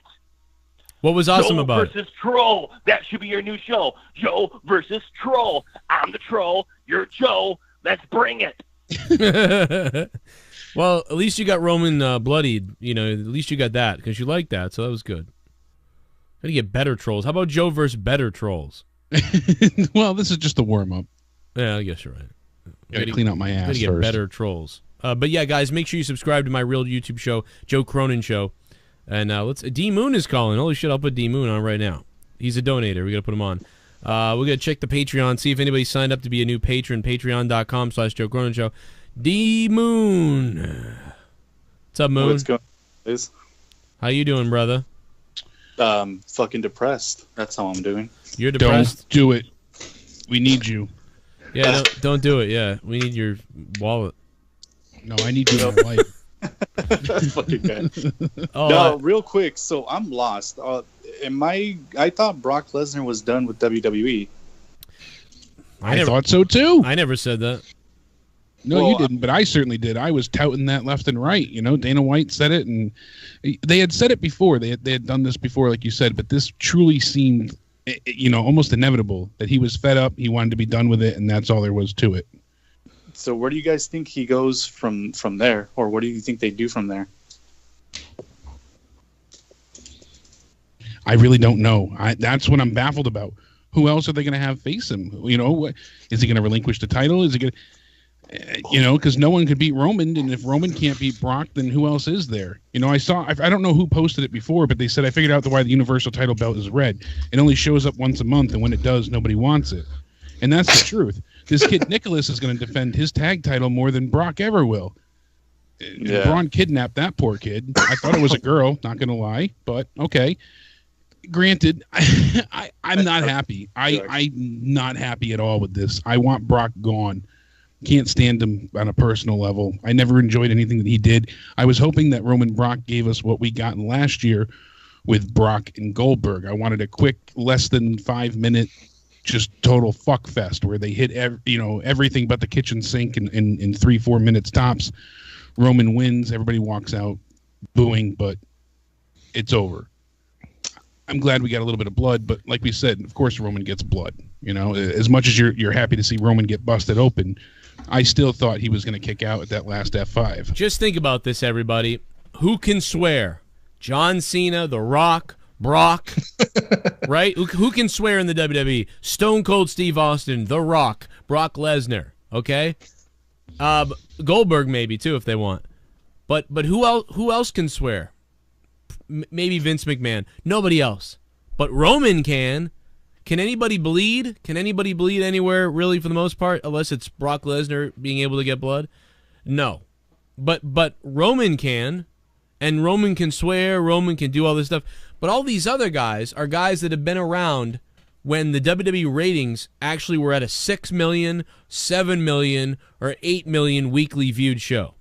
Roman has never been around when the WWE is getting 6 million viewers or 7 million viewers on a weekly Raw show. But yet they give him that privilege. In fact, Roman is here during a time when the ratings are sinking. The WWE used to listen to the audience. They don't listen at all, it seems. If you get over, they suppress you down. Perfect 10 Ty Dillinger, suppress them down. The deletion stuff, I don't know, maybe they're giving Matt Hardy something finally. They're seeing it, I don't know, maybe, because of his tenure. Rusev Day, he was about to leave the company. It wasn't until he threatened that they threw him in a match. So, I mean, and then on and on and on with people. Zack Ryder in the past when he was popular. Dolph Ziggler when he was popular. He missed the boat. They all missed the boat. Cody Rhodes confirmed for us that they suppressed his matches and some of his creative ideas because they were worried it would fuck up Roman. Just this... I don't even know what to say anymore. I don't know what to tell you anymore. They suck. Raw sucks, and that's all there is to it. If you're out there and you disagree with me, I don't care if you disagree with me, because 2 + 2 = 2, right? For you. Is that what you want to go around saying? Oh, 2 + 2 = 2.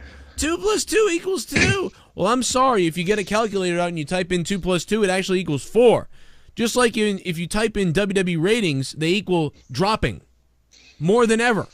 Dropping. But anyway, what else is up, D-Moon? Anything else you want to say? All I'm going to say is that, like, the entire weekend I was telling my girlfriend that I was really excited about Nakamura and AJ, and I was telling her, oh, you know, you should come watch it with me and stuff like that. You know, she gets here, and, like, the match ends, and she's like, that's what you were excited about? I'm like, fuck. I can't believe I owe you a blow. No, never mind. Yeah, exactly. I will never watch the Brock and Roman thing again, other than maybe to watch him bleed because it looked crazy. But it was terrible. Stone Cold Steve Austin bled like that at WrestleMania 13, but his and Bret Hart's match was fucking awesome. This was abysmal tonight. It was an abysmal show. Try to tell me what match was good. Ronda Rousey was exciting. I enjoyed the Ronda Rousey Triple H match with Kurt Angle. How the hell was that the best match of the night? Yeah. Was that your bet? Maybe people they are told a great story with that match. That, you know, the flow was nice. How did you like it, D-Moon? No, that was probably my favorite match. I was gonna say the triple threat was pretty cool too, but it was good. It was just because it was opening match. It didn't quite get you yet. Yeah, exactly. But yeah, I mean, the Ronda Rousey match was probably the best match of the night, which is really, really sad. Thank you to Bobby A, who just became a patron, $2 patron on patreon.com/Joe Cronin Show. Thank you, Bobby, for supporting the show over there. And everybody who's donating tonight will get your donations in as well. Well, D-Moon, I'm going to move on, man. I mean, just so many people calling. But thanks, man. Sorry, that night, I feel like we're all just fucking let down. That was just... I'm going to go watch NXT TakeOver again. Watch that ladder It's terrible match. when you brag to somebody and like, can't wait till you see this. This is going to be great. And then they see it and it's like, oh, you just showed them Justice League. I almost started... I was about to tweet out, we're about to see what we've been... I did tweet out, we've been waiting for this forever, years. I was about to tweet out, we've been waiting for this match for years, and AJ Styles is about to walk out with the same belt that represents Shawn Michaels, Hulk Hogan, Bret Hart, like in the names of people that have carried this belt. And then all of a sudden I saw AJ come out and it said Universal Championship. Universal Champion. Yeah, Universal Champion. And I forgot about doing that, and then the match happened. It sets you off. Great entrances. But, and the people are like, I told you so. Nakamura sucks. Yeah, he sucks in WWE, but he didn't suck in NXT, and he didn't suck in Japan. There's only one correlation here. The WWE main roster sucks dick. The roster. Same way I feel about Finn Balor, Joe. Yeah, Finn Balor's a boring lump of shit. I hope Finn Balor gets a. Same way I feel. I hope Finn Balor's new gimmick is fucking a boy fucking in the fucking back. Bring out a fucking guy out in the back. You fucking motherfucker. Flog him right on stage. Yeah, just bring out a fucking bring out a boyfriend. I want Finn Balor. My demon? I'll give you my demon. Give the Pat Patterson approach. Yes, give Finn Balor a boyfriend. Give Finn Balor a boyfriend. Go ahead and bring him out there. Forget the demon. Forget the Bullet Club. Just have him come out there and have him marry a guy. Have him marry a dude to get the pride over for everybody. Fucking come on out there and just I once tagged with the cleaner. Now I'm the comer. This is my boyfriend Todd, and me and Todd are getting married tomorrow. And then just come on out there. Fuck the demon. Fuck the Bullet Club. That's done. Cookie cutter fucking repertoire that he has in the ring. Fuck that. Seth Rollins is put him in Game of Thrones. You know what I mean? I mean, what the fucking God of Christ? What was this? Anyway, thank you, D Moon. Let's move on to OK Fade, man. What the fuck? OK Fade. Connor, really quick, I just want to let Joe know if 224 is calling Joe, and Dirty was there live, wanted to get their feedback as well. So I'll try to put you on 224. Try to call back. What's up, Connor? Sorry, Connor. No, it's all right. I won't take up too much time. I'm sure you guys are getting inflated like fucking crazy, but yeah, this is just like a big like fucking sigh of disappointment in a lot of ways. Like Jesus. Somebody check on Mustang Man. He might be dead. He might be dead right now. By the way, this was just tweeted out from Kayfabe News. Nicholas suspended after testing positive for Flintstones chewable vitamins. I saw that. Oh, that was funny. That was great. 31st wellness policy violation. That was a nice fucking little moment. It's just like that should have been like the second thing of the night or third thing or something. It was too late to do that. Even the pre-show, they built that up way too strong. They made everyone feel like, especially with all the news about The Rock and Elias having their moment, and then that didn't happen. You're like, oh, well, The Rock was cleared with insurance. Like, it's our fault. We overhyped things. Yeah, but they also built it up as well. I already see someone in the chat. Nope, just because Finn has ties with the LGBT community doesn't mean he's gay. Did I say that? Did I say Finn Balor is gay? I said they were going for a gay character. So they'll have Finn come out and make out with a guy, and he could make love with a guy, and he could become a gay character. I didn't say that Finn Balor himself is gay. By the way, he'll be the Demon Queen. There was a lot of people on Twitter saying that. That prompted me to make the joke that somehow WWE turned the fucking LGBTQ heel. Like, because people were so mad, dude. They were pissed. They were like, we wanted the demon, and he comes out here with the gay thing. Now, I don't care. I like the gay pride stuff. I think that's cool. But it just seemed weird for him, and I went, it's kind of weird, but... And lots of people always, maybe he's doing it because lots of people always say that he's gay. So maybe he's like, I'm not gay, but fuck that. There's nothing wrong with that. I'm going to rep it. I get that, I guess. But this isn't going to help help that weird criticism that he gets for that. Even though he's dating Kathleen Kennedy or whatever her name is. Kathleen, whatever, she sucks. Who cares what her name is?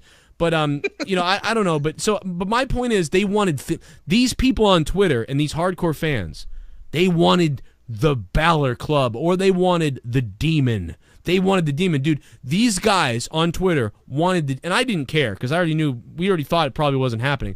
But these people wanted the Demon so bad that you actually pissed people off. Now, they may be people that don't like gay people anyway, but even if they weren't, they were crapping all over it, man. And somehow the WWE, at least to a portion of the fans on Twitter, turned gay pride heel. Somehow they fucking did it. I don't know how, but it happened. I was watching the Twitter feeds. It was fucking insane, and it was crazy.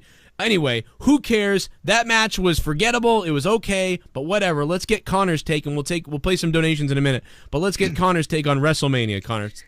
It was a big letdown. Kind of what Jake was saying earlier in terms of just there was so much hype and so much build for a good chunk of this shit. We talked about this out of nowhere. Like, it was on paper, the card was like, there's no way they could fuck this up. There's no way, even in like the worst scenarios, they could do they fucked up here. The question I want to ask you guys, because I just obviously chopped in. I thought that what do you guys think of the Charlotte Asuka match? I actually enjoyed the match itself, but a lot of people were shitting on the finish. Yeah, the finish let me way down. I thought the match was a little short. I thought it could have been... I wanted it to be a little longer. I'm still waiting. I'm still waiting for that epic women's match at WrestleMania. Now, I will say, I think this was the best women's WrestleMania match. Agreed. In a while, in a long time, ever. But I still think that they didn't quite hit the tone I wanted. They were getting there. They were almost there. And I think they really would have won the crowd with a few more things. And dare I see? I know that people are gonna think I'm like blood hungry, but I would have been really cool if they did something on the outside through a table, and then they got in the ring and they worked a few more minutes, and then maybe one of them even got cut, and they were really telling this fucking just because these two should have beat the shit out of each other. This was an undefeated Asuka versus like the queen of the WWE, Charlotte. And I liked the match. I liked it. I would have loved it if they did a little bit more. And they could have gotten there, I thought. And they didn't. Like a slingshot into the steel pole on the outside, a clothesline into the crowd on the outside, a back body drop reversal onto the steel ramp. You know, throw her back in the ring. They're fighting on the side. You know, just a couple things that we hadn't seen, too. Just really, if they had added a few more of those things and little pace things at the end... and they just tore it apart. And then when Charlotte actually gets Asuka to tap, they had, they hugged at the end and like lifted up her hand, and then Asuka left the ring. I would have been loving that. We didn't quite get that. We got cut a little bit short, maybe because Charlotte's injured. I don't know. Cut a little bit short, and then Asuka saying, "You were ready for Asuka," and that just threw me all off. I hated it. And so the ending, and then the fact that I think it was 3 to 5 minutes, maybe more, 6 or 8 minutes too short. I would have liked a little bit longer. But one of the better matches of the night, though. I think that the IC title and the Rousey match were really the only highlights for me. Other than that, everything else felt short, especially not Styles Nakamura. Wow, yeah, and I think by the time, even when Styles and Nakamura get in there, I said they're going to have to really work to get this crowd, they're going to have to work hard to get this crowd. And maybe it's AJ Styles' injury, but they didn't do anything. They stayed in the middle of the ring, and they did some moves. And it was about 5 minutes longer than what a SmackDown main event would have been.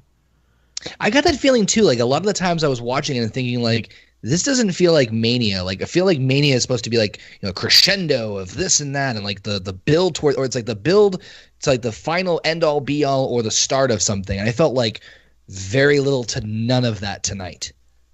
I didn't feel like I felt like you can get away with like a lot of this shit on like a SummerSlam or something, or one of the B pay-per-views. But some of this other shit, I'm like, this is WrestleMania. Like it's I think that's another reason why this is such a bad taste in a lot of our mouths, is that this is supposed to be like the biggest one of them all, and we have like a bizarre Nakamura heel turn, which you could have easily done a month ago. Yeah, that, I mean, definitely. And there's just so many different things. Like you said, how could they have fucked this up? And they say, hold my beer. That's the problem. There was so many points and times where I felt like this wrote itself. I liked aspects of Asuka's match, and I had it so set in my head that she wasn't going to be defeated until Rousey beat her, that her losing the streak tonight, I was almost satisfied with it. I know it's not the right time and it shouldn't have happened yet. She should have beat Charlotte tonight and then lost the streak, maybe following up. But it's just I'm satisfied in the sense that, all right, the streak no longer defines her, and I'm hoping they can build on her character from here. She can find a sense of redemption. But then again, I feel like they started to throw that out the window the moment that she had to say, "Oh, you were ready for Asuka." That was nonsense. I'm a little worried about her. Has Charlotte There's lost? so many times that her matches have been so predictable because of this fucking streak. Has Charlotte lost yet at Mania? Yes, last year. She did lose last year. Okay. To who did she lose to? Naomi? It was the Fatal 4-Way. It was her, Nia, Bayley, right? and Sasha. Yeah, Bayley retained. Bayley retained that one, and then the year before she won. Yeah, I didn't even remember. Okay. I didn't even remember. That's how bad that was too. I was there and I forgot it. Yeah, well, on purpose. It was her, Sasha, and Becky Lynch the year before, correct? Yeah. This was better than that for sure. Like, but it still wasn't. Yeah. Like I might watch this again. I would maybe watch. I might watch Charlotte maybe versus Asuka again. I don't know. and I would watch the Cena Undertaker situation and the Rousey. Probably watch the Rousey thing again because it was kind of wild. Rousey was fun. And that was a fun match. That's it. That's all I'd watch. People keep saying Nicholas is Shane's kid. I don't think that's right, but I'm not sure. Well, you never know. But I did giggle. I did giggle that he bypassed literally all the fucking NXT talent. Did you see that? Yes. Like, you fucking dumbass. I don't know about you, Connor. I was really, really, really disappointed in the fact that the Usos match was just abysmal. My heart sank. My heart sank because I was saying to everybody, like, this is gonna be fucking amazing. This is gonna be fucking epic. And just like you guys are saying, come on, this is gonna be fucking crazy. And it's like, no stipulation. We've heard there was going to be a TLC, stipulation thrown on top of this. So that aspect, already was ruined. And then they cut it super short. It was 5 minutes in and out, and they did nothing in the match. It was setting up a Tower of Doom spot with Big E. Then Rowan returns, he breaks it up, and then you got a power bomb to the middle, from the middle rope, and that was it. It was a pinfall. It was done. It was so disappointing. Yeah, the Bludgeon Brothers have dominated everybody in the division. I like the fact that they revitalized Harper and Rowan, but it's Wrestlemania. I mean, this is supposed to be a show-stealing match right here. And the Usos, time and time again, have been robbed consistently. Over and over. We've seen them pre-show. And then they finally get a great, like I said, street fight, Hell in a Cell match. They've proven themselves. They can deliver. Do something right here. I like do something. John Cena. I love that Elias came out and swerved everybody. That swerve was fantastic.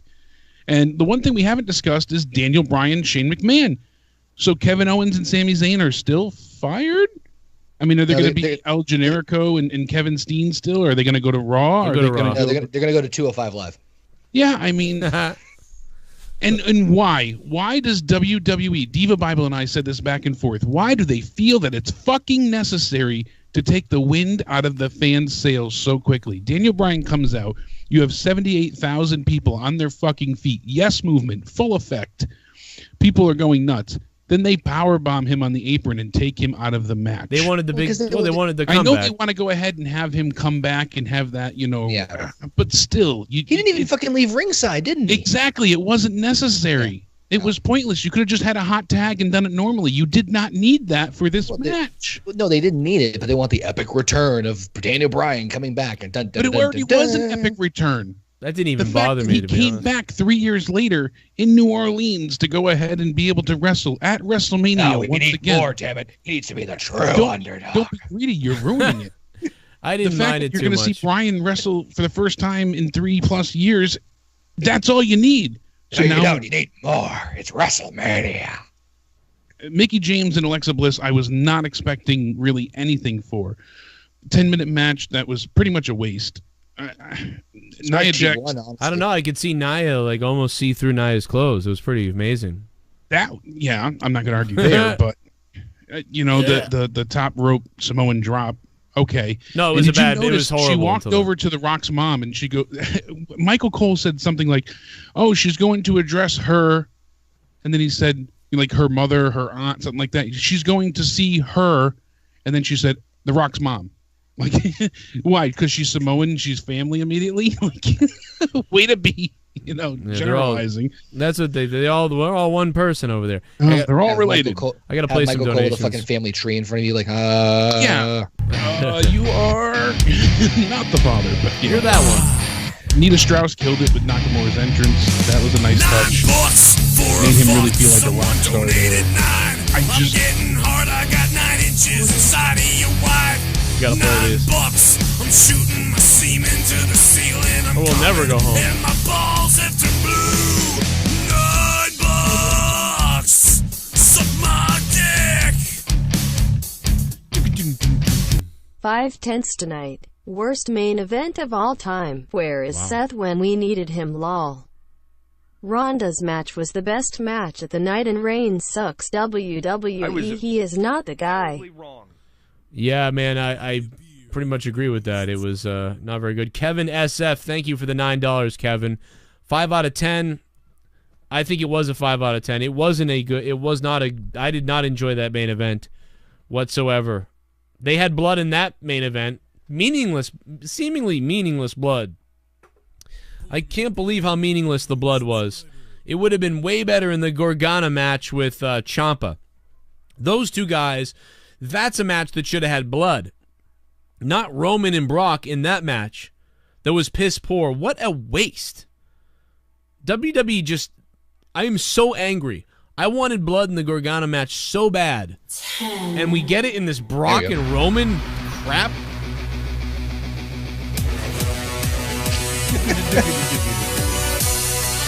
He is the perfect 10. Won't be in the WWE soon. What did I just watch? Seriously, fuck WWE. This shit company needs to change its name WWP or WWC. Kawaii, this mania sucked. Worse than getting a BJ from Hansa. I am convinced. Aru Shinshu. Now we can finally hear him. Thank you, Aru Shinshu. Aru Shinshu! Hey, Aru Shinshu, listen. I got to tell you, if anybody out there enjoyed this WrestleMania, I got to believe they're drinking. Because I don't know how you could enjoy this without drinking. So fucking... I'm on a lot of drugs, Joe. It helps. I wish I was. Alex Mark says, do you think Finn will wear his Rainbow Man panties in India? Worst WrestleMania ever. Probably not. Could you imagine? And listen, I'm not down... Finn Balor was flogged and killed in the street in Saudi Arabia. I'm not down with, like, the fucking gay hate that I saw. Some of the hate on Twitter, I'm not cool with that. I thought it was funny when people were saying that, like, you know, I thought it was funny to say, like, they made gay pride heel somehow because the fans are so mad that he wasn't the demon. But why didn't they just make him the Rainbow Demon and make him win? How about and the fucking... thing is, I know he's been selling the Balor Club T-shirt because the tagline Balor Club is for everyone, all inclusive. I like that. That's a great message. And he had the Rainbow Balor Club shirt. He's been selling that with... Everything is for everyone, though, too. Like, I mean... Well, yeah, they've been really pushing this. But... What are you saying? That all the other wrestlers are homophobes? You know? Yes. Like, what's he he push saying? That agenda, Joe.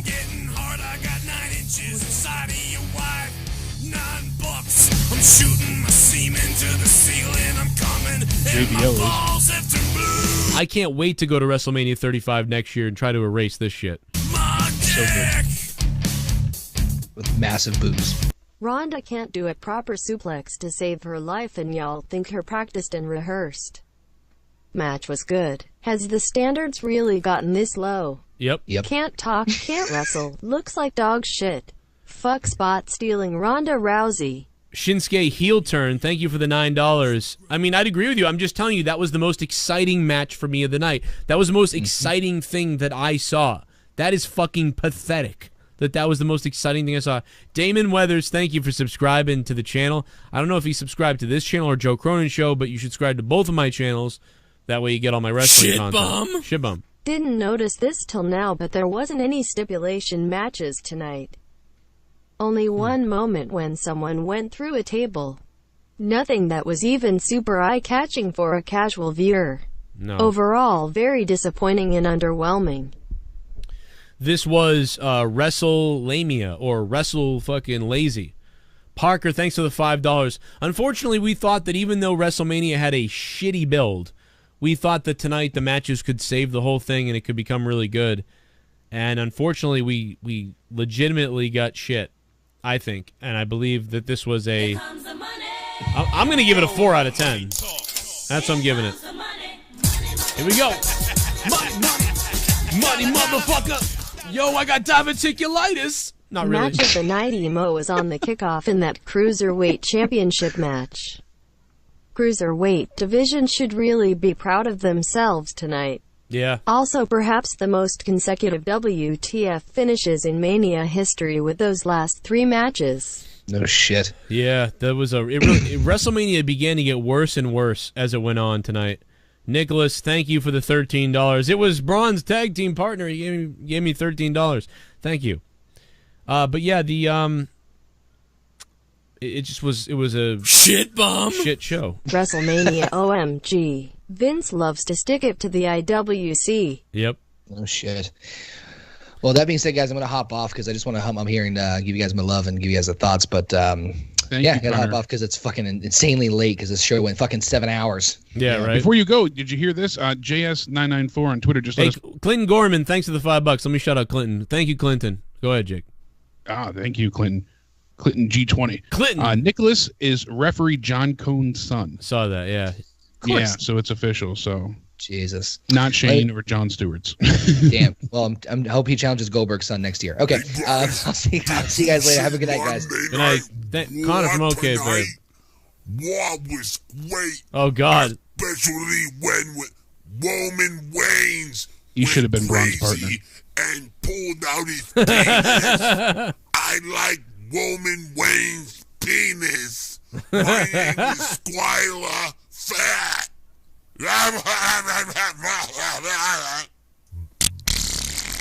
We are the bar. I was worried about Ronda, but when she hit that tag, holy fucking shit. If she has that type of intensity in all her upcoming matches, she should never lose. I mean, she was scripted to beat down a built grown man. Yeah. No women in WWE are beating up HHH. Well, it looks like they're going to put her against Charlotte eventually because there's no point in putting her against Asuka because she'll beat Asuka, right? So thank you, Movado. Movado checking in with the Skyler Fat donation. NSG The Movement Productions, thank you for subbing to the channel. What's up? We're having a fucking subscription party, baby. Drink it up, motherfucker. If you guys want, watch the first fucking 20 minutes of my review or the first 15 minutes. You can see me almost have a goddamn conniption. Yeah, no kidding. JO Productions, thank you for subscribing to the channel. A lot of people productioning things. There's a new bit of news coming around that The Miz is more than likely turning face now as well. It seemed like it. Shit-bum. Seemed like it. WrestleMania wasn't great, but still tops 32 by far. 33 wasn't as good simply because the ending left me depressed. I disagree. This year I saw the return of Daniel Bryan, Taker go out on a high, good triple threat. Ronda impressing, and Roman losing. I say 6/10. I could see that, Jaff94. That's an interesting take on it. But I was never happy with the main event, so I wasn't going to like it unless they went nuts. But thank you, Jaff94. What's up, man? But yeah, no, I still didn't like it. Regardless of all that, I'm still going to give it a 4 out of 10. Shit bum. Kyrie, please, if you ever see this stream, I'm begging you, I'm getting on my knees out of my wheelchair and begging you, if they move you up to the roster, quit if they can do this too. Yeah. Asuka, I am terrified what they're going to do with her. WrestleMania sucked. Make her a referee. Eric Gonzalez, thank you for the $5 and becoming a $5 shit bum. Yes, Kairi saying, please stay down in NXT because you're done. I actually tweeted out to Kenny Omega, the Young Bucks, I said, please stay in New Japan. Please. Yeah, no kidding. Whatever you do, don't come to WWE. I know they already know this, but just don't do it. Don't come here. There's opposite news now that they're planning as well to have Ronda Rousey take on Charlotte. That was their plan all along, but they wanted to keep themselves tight-lipped. That's why they had Charlotte beating Asuka and taking away her streak to build her up even more, same way they did with Brock, taking away Undertaker's streak. And they'll have her face Rousey. Yeah. If Raw gave you AIDS, I'm not afraid to say. Raw gave you AIDS. Fuck Raw, fuck Raw. Raw gave me AIDS. Fuck Raw. This WrestleMania was all over the place. Nakumo returns heel and then we have a kid win the tag team championship. WTF. Ronda Rousey killed it. WWE needs to focus more on wrestling and not gimmicky storylines. And they need to cut down don't have on those. time. Champion 45, what's up? They don't have any storylines. They have like very basic, boring storylines. I don't even think they need to focus more on wrestling. They need to have better storylines. Sorry, Tyler Bate, but Nicholas316 says I'm the youngest champion in WWE history. You're right. Coming to 205 live soon. You're right, Nicholas. Thanks for the $5. You're right. He became the youngest WWE champion. Or like, not WWE champion, but champion in WWE ever of all time. Yeah. Stay in Japan, Kenny Omega. Whatever you do, stay there. Cody Rhodes, stay in Ring of Honor. Stay out of this hellhole, Nick Jackson. And that got like 100 retweets and shit. I don't know. It's fucking crazy. Best advice ever. Yeah, they know too.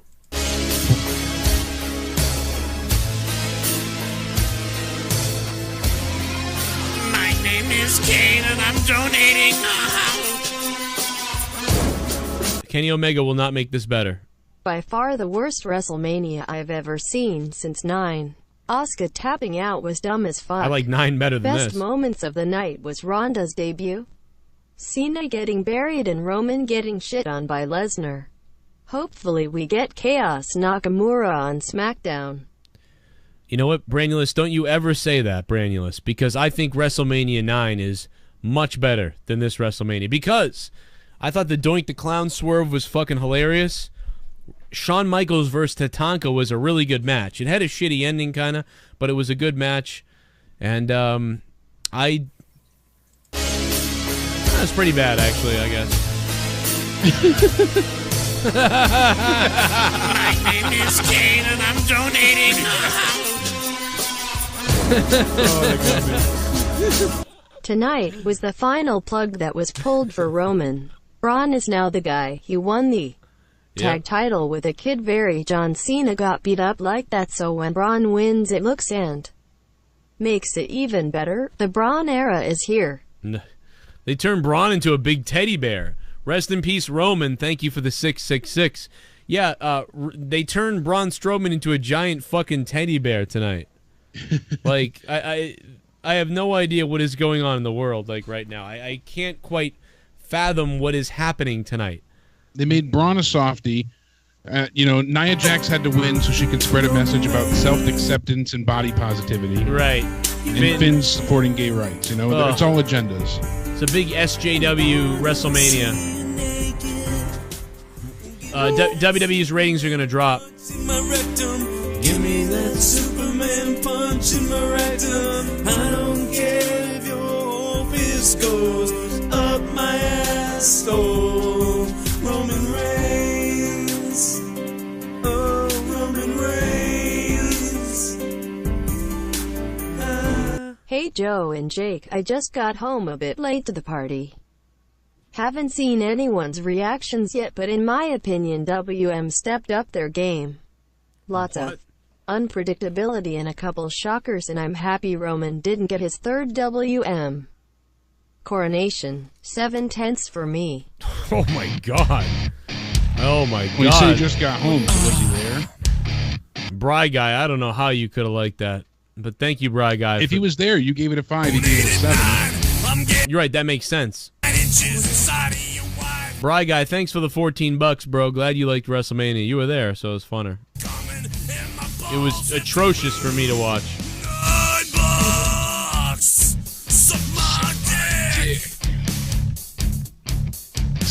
Just got back from Mania. Were you able to hear the crowd tweet to hijack the match? Yep. We had multiple beach balls saved for this match. Not many people were paying attention. Then all of a sudden Brock won. It was a shocking moment for us. Wow, that is so fucking terrible. For real, man. Hey, listen, yes, Roman lost. Thank you for the $9. And yes, we did hear you guys chanting CM Punk, and this is awful. That one got me. This is awful. Has there ever been a "this is awful" chant at a WrestleMania? No. In general, I can't recall one. But yet, Vince keeps putting these guys in these main events, I guess. You know what would have been awesome? Is if Daniel Bryan had kneed fucking Brock Lesnar in the head and taken the belt off Lesnar. That's what would have been awesome. But okay. That would have been interesting. And they'll never do it. And whatever, but it still would have been better than that main event. Yeah, you got Nick Jackson from the Young Bucks saying we finally have some competition with the image of Nicholas and Braun. Generated G53 just sent us that. That's funny. How fucked up is it that the two WWE Championship matches, the main titles, were fucking? It was piss poor. Duds. Yeah. Listen, if you guys liked the show or you hated it, call up. We'll talk about it. I'm opening up the phone lines again. 704. What's up? Yeah, man, it's cameraman. Yeah, I didn't like the show, man. I really didn't. I mean, I put on a better show tonight with a friend of mine on 2K18 than WWE did on WrestleMania. I really enjoyed NXT a lot better. Oh yeah, I'd agree, man. I still give the NXT 9 out of 10. I'd give this a 4 out of 10. I really mean that. Like, I really mean that. And listen, I was down on the whole Ronda Rousey thing. I was crapping on it. I couldn't wait to crap on it. And I'm telling you, like, for anybody that doesn't believe me, like, I thought that was the best match of the night. Yeah, I did too. I thought it was too. I just can't wait for Aleister Black to be on the main roster. Oh, really? You should not say that. You should say that you hope that Aleister Black stays in NXT. True. Yeah. Never mind. Until something happens and Monday Night Raw gets better or SmackDown gets better. Yeah, he needs to stay on NXT. Charlotte looked beautiful walking to the ring with that belt. Yeah, you do not want Aleister Black. 704, thank you. You do not want Aleister Black coming to the main roster. You don't want anybody coming to the main roster with this type of roster lineup that we have. You got Roman Reigns, a guy who cuts a fucking malaise of a promo. You got Kevin Dunn in a truck who's like 700 years old, who can't get the graphics right for the superstars that are coming out.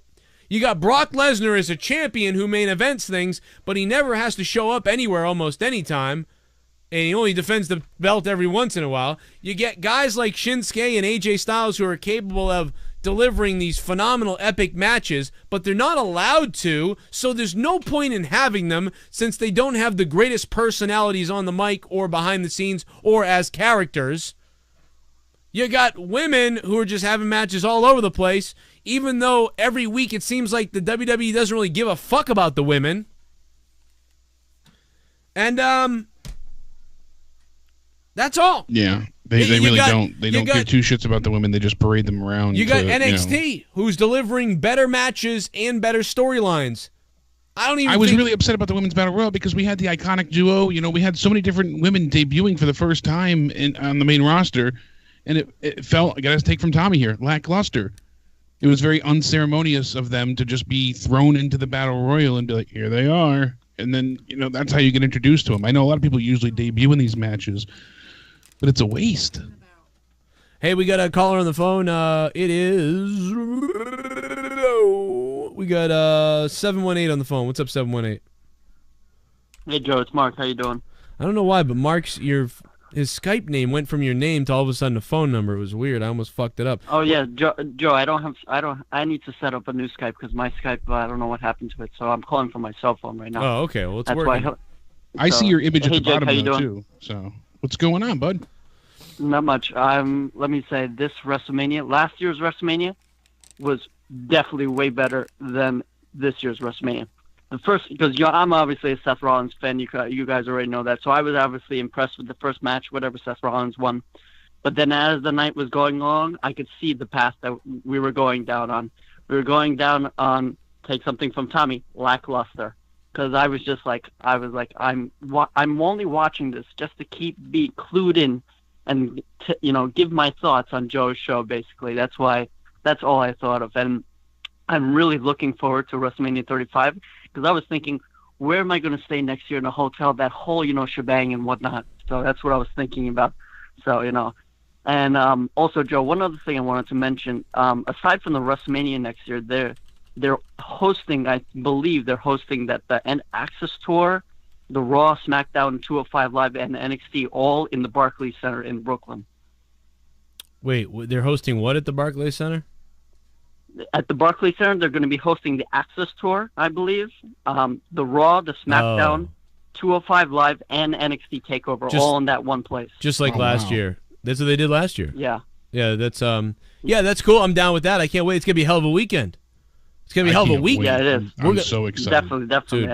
I hope to see you there. We're gonna have a party in New York. Yeah. So also and I just wanted to give my one other overall general thought on WrestleMania. I'm giving it a 2 out of 10 because I just hated it all overall. But for the Asuka and Charlotte match, I marked out, but I didn't mark out because Charlotte won. I marked out because I'm like, really? The whole tap out scenario, I was like, oh shit, they let Asuka tap when they, like you said, I was really getting into the match, and they could at least give it a maybe 6, 7, maybe 8 minutes tops more. And I would have said, yeah, I would have gone back to this WrestleMania just to watch that one match. I would have, Yeah. you know, that's really the main reason why I marked out. I was like, holy shit, you know, typing myself. But yeah, Joe, I know you got other calls to get to, so I'll move on and I'll catch you later on Twitter. All right, bro. Hey, thanks for calling. I love you, man. Thank you. We'll get you next time. Thank you, Mark. Thank you to God, this is cringy as shit. thank you for Johnny Horror for becoming a patron once again. Mr. Johnny Horror, thank you for becoming a patron on patreon.com/Joe Cronin Show. And what did oh boy, we guess we got something again from Steven German. Oh boy.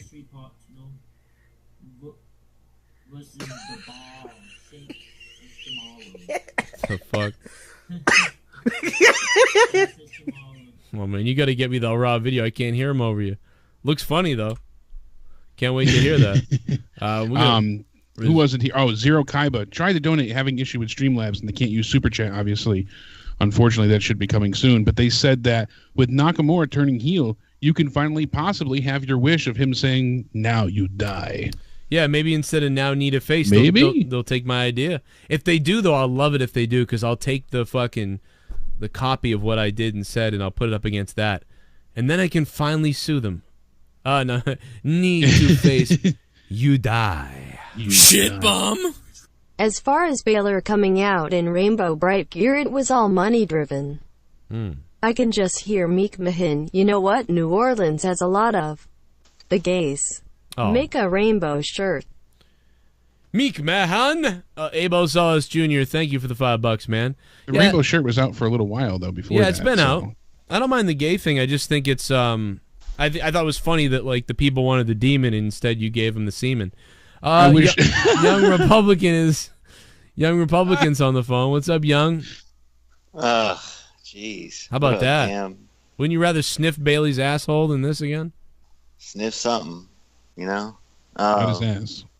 Did y'all catch? I don't know if I mentioned I was doing that show with Conan at Disco. Did you give a shout out? Boy, I talked about the Grimm Toy Show and you showed up and stuff. And Disco knows you. He's like, Cronin was there, you know. And I was like, yeah, you know, did a few little trinkets there, but That's cool. Disco's always been cool. Yeah, Conan you interviewed early on too.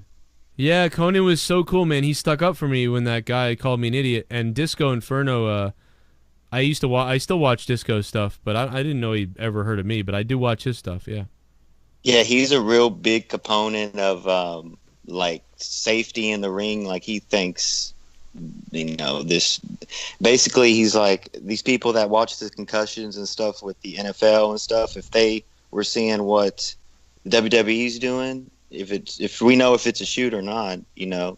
But some of it, you mean who do we know? Did you see all those bumps Bryan took with the head and all that stuff, and just all types of stuff, you know? And so if they start looking at that, it's going to be like, well, you need a license to do this because this is real, right? Well, I think they do kind of need one anyway. And sometimes in states they got to get certain things. And we proved to you tonight that they were allowed to have blood because they had special licenses. Because, you know, Louisiana wasn't letting all those other promotions do that stuff. But yeah, I mean, the impact on the head is pretty friggin' crazy. You know, when you wrestle for all these years, if you just watch it in slow motion, you watch how people snap around. It's pretty crazy. But yeah, I mean, as long as you don't do anything too insane over the years, you know, you might be all right. You know, but it is, you know, it's you can play hockey and get bumped around for years. It's okay as long as you don't get cracked over the head. You know, that's those certain impacts. You can always feel it and tell when somebody got rocked. You know, you can jump off and land on the mat and smash up and down, and you're still fine. But it's those certain shots. Remember when Shane did it? Shane jumped off, did the coast to coast a couple while back, and he like snapped his head off the canvas and knocked himself dumb. That was a concussion. That was the type of thing. You do enough of those, you know, you won't be doing it too long. But Young, I'm gonna let you go, bro. Close up with something real quick. Real quick. The Twitch thing I mentioned that, and they were like, "Did you upload that on your YouTube?" No, what happened was it just Russo did it, and he was fine. So yeah, I know what happened was I think they said in the middle of the print in the paragraph like don't let it stay as a video on demand. You can stream it and do all that, but don't keep it as an archived video on demand. So I guess I didn't realize that, and then it became a video archive video, and then they caught it and did that. So that was how dumb they are. But it's like, I don't know, I thought that was kind of dumb. You could have messaged me like something, be like, hey, you got to take this down. But no, they just went right for the DCMA claim or whatever the fuck it is, and it's like, I'll never do anything for those companies again after that. Forget that. I'll never do anything. You know, Impact has been nothing but a burden for me. They took down Andre Corbiel how many times? Because he had pictures behind him of the wrestlers. They took down Andre Corbiel for that, and this fucking guy still covers them. I have no idea why in the world he even covers them anymore after that. You know, so they're garbage. I've hated them for years for this, and so they're done. I already said I was done with them, but now I'm really done with them. So, good luck over there. Fuck you guys. Joe Cronin, you have a good night. God bless y'all. Jake, looking good. Thank you, buddy. This was better than WrestleMania 32, I think. Overall, I don't remember the Dallas, Texas one. That was really horrible. Well, that was the Seth Rollins cat. No, that was Play Button. 32 was Texas Star. What happened on 32? I don't even remember. Does anybody remember? I don't remember. That's the problem. They kind of mesh and mold together. Maybe it was. I don't know. It must have been bad if I don't remember it though. What was the main event? Was that Triple H and Roman? Yes. I think it was Sting and Rollins. No, Sting and Rollins weren't at Mania. No, that was at a pay-per-view, right? Rollins was injured. Rollins was injured for 32, I think. Thanks, Young Republican. Yeah. Yeah, pretty sure he was injured. We're going to play some of these donations before we get here all night. See what people got. Oh, yeah, that was Triple H and Roman. It's just a sub. YouTube video sub me. Thanks, YouTube video. You got to love YouTube videos, because if we didn't have them, we wouldn't be here right now. By the way, once again... And that was Dean and Brock, I believe, too. Or no? Or was that last year? I don't remember. No, that was the year before. Yeah, it was 32. It was Dean and Brock. I don't remember. Shit bum. I don't remember. Looks like I'm in the minority here. I don't get all the hate. At least it wasn't predictable, but don't get me wrong, there was a few things I didn't like, such as Raw Women's Championship and Braun's tag team partner and Rusev Day losing. My opinion. Okay, Bri Guy, thank you, man. No, I appreciate it. You were there, too, so it was a little different. He wasn't there, actually. He said he was at a friend's house for a party. So. Oh, well, that still makes it better. When he said he just got home, I assumed that he meant he was there. It's still better if you're at a friend's house and a party. I am going to watch it again. I am going to watch WrestleMania. Somehow I'm going to do it. I'm going to watch it again, and I'm going to see if I change my mind. High spots. Woken Bray, Daniel Bryan, Ronda, Beach Ball Mania during Brock and Roman, Undertaker. Two things I read up on. Triple H had creative control in his match. The Rock didn't show because of his movie Rampage. No commercial time equals no show.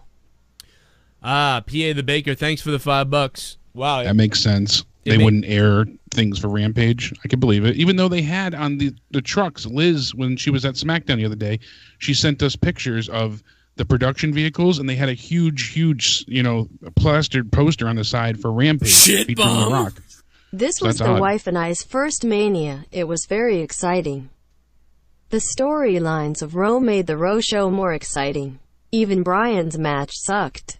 Hashtag Cody Killer the Club whoop whoop. Dirty, thank you very much for the donation. I'm glad you liked that.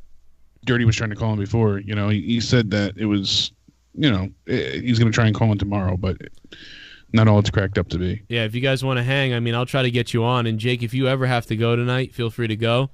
We're going to party, though, as long as you're good.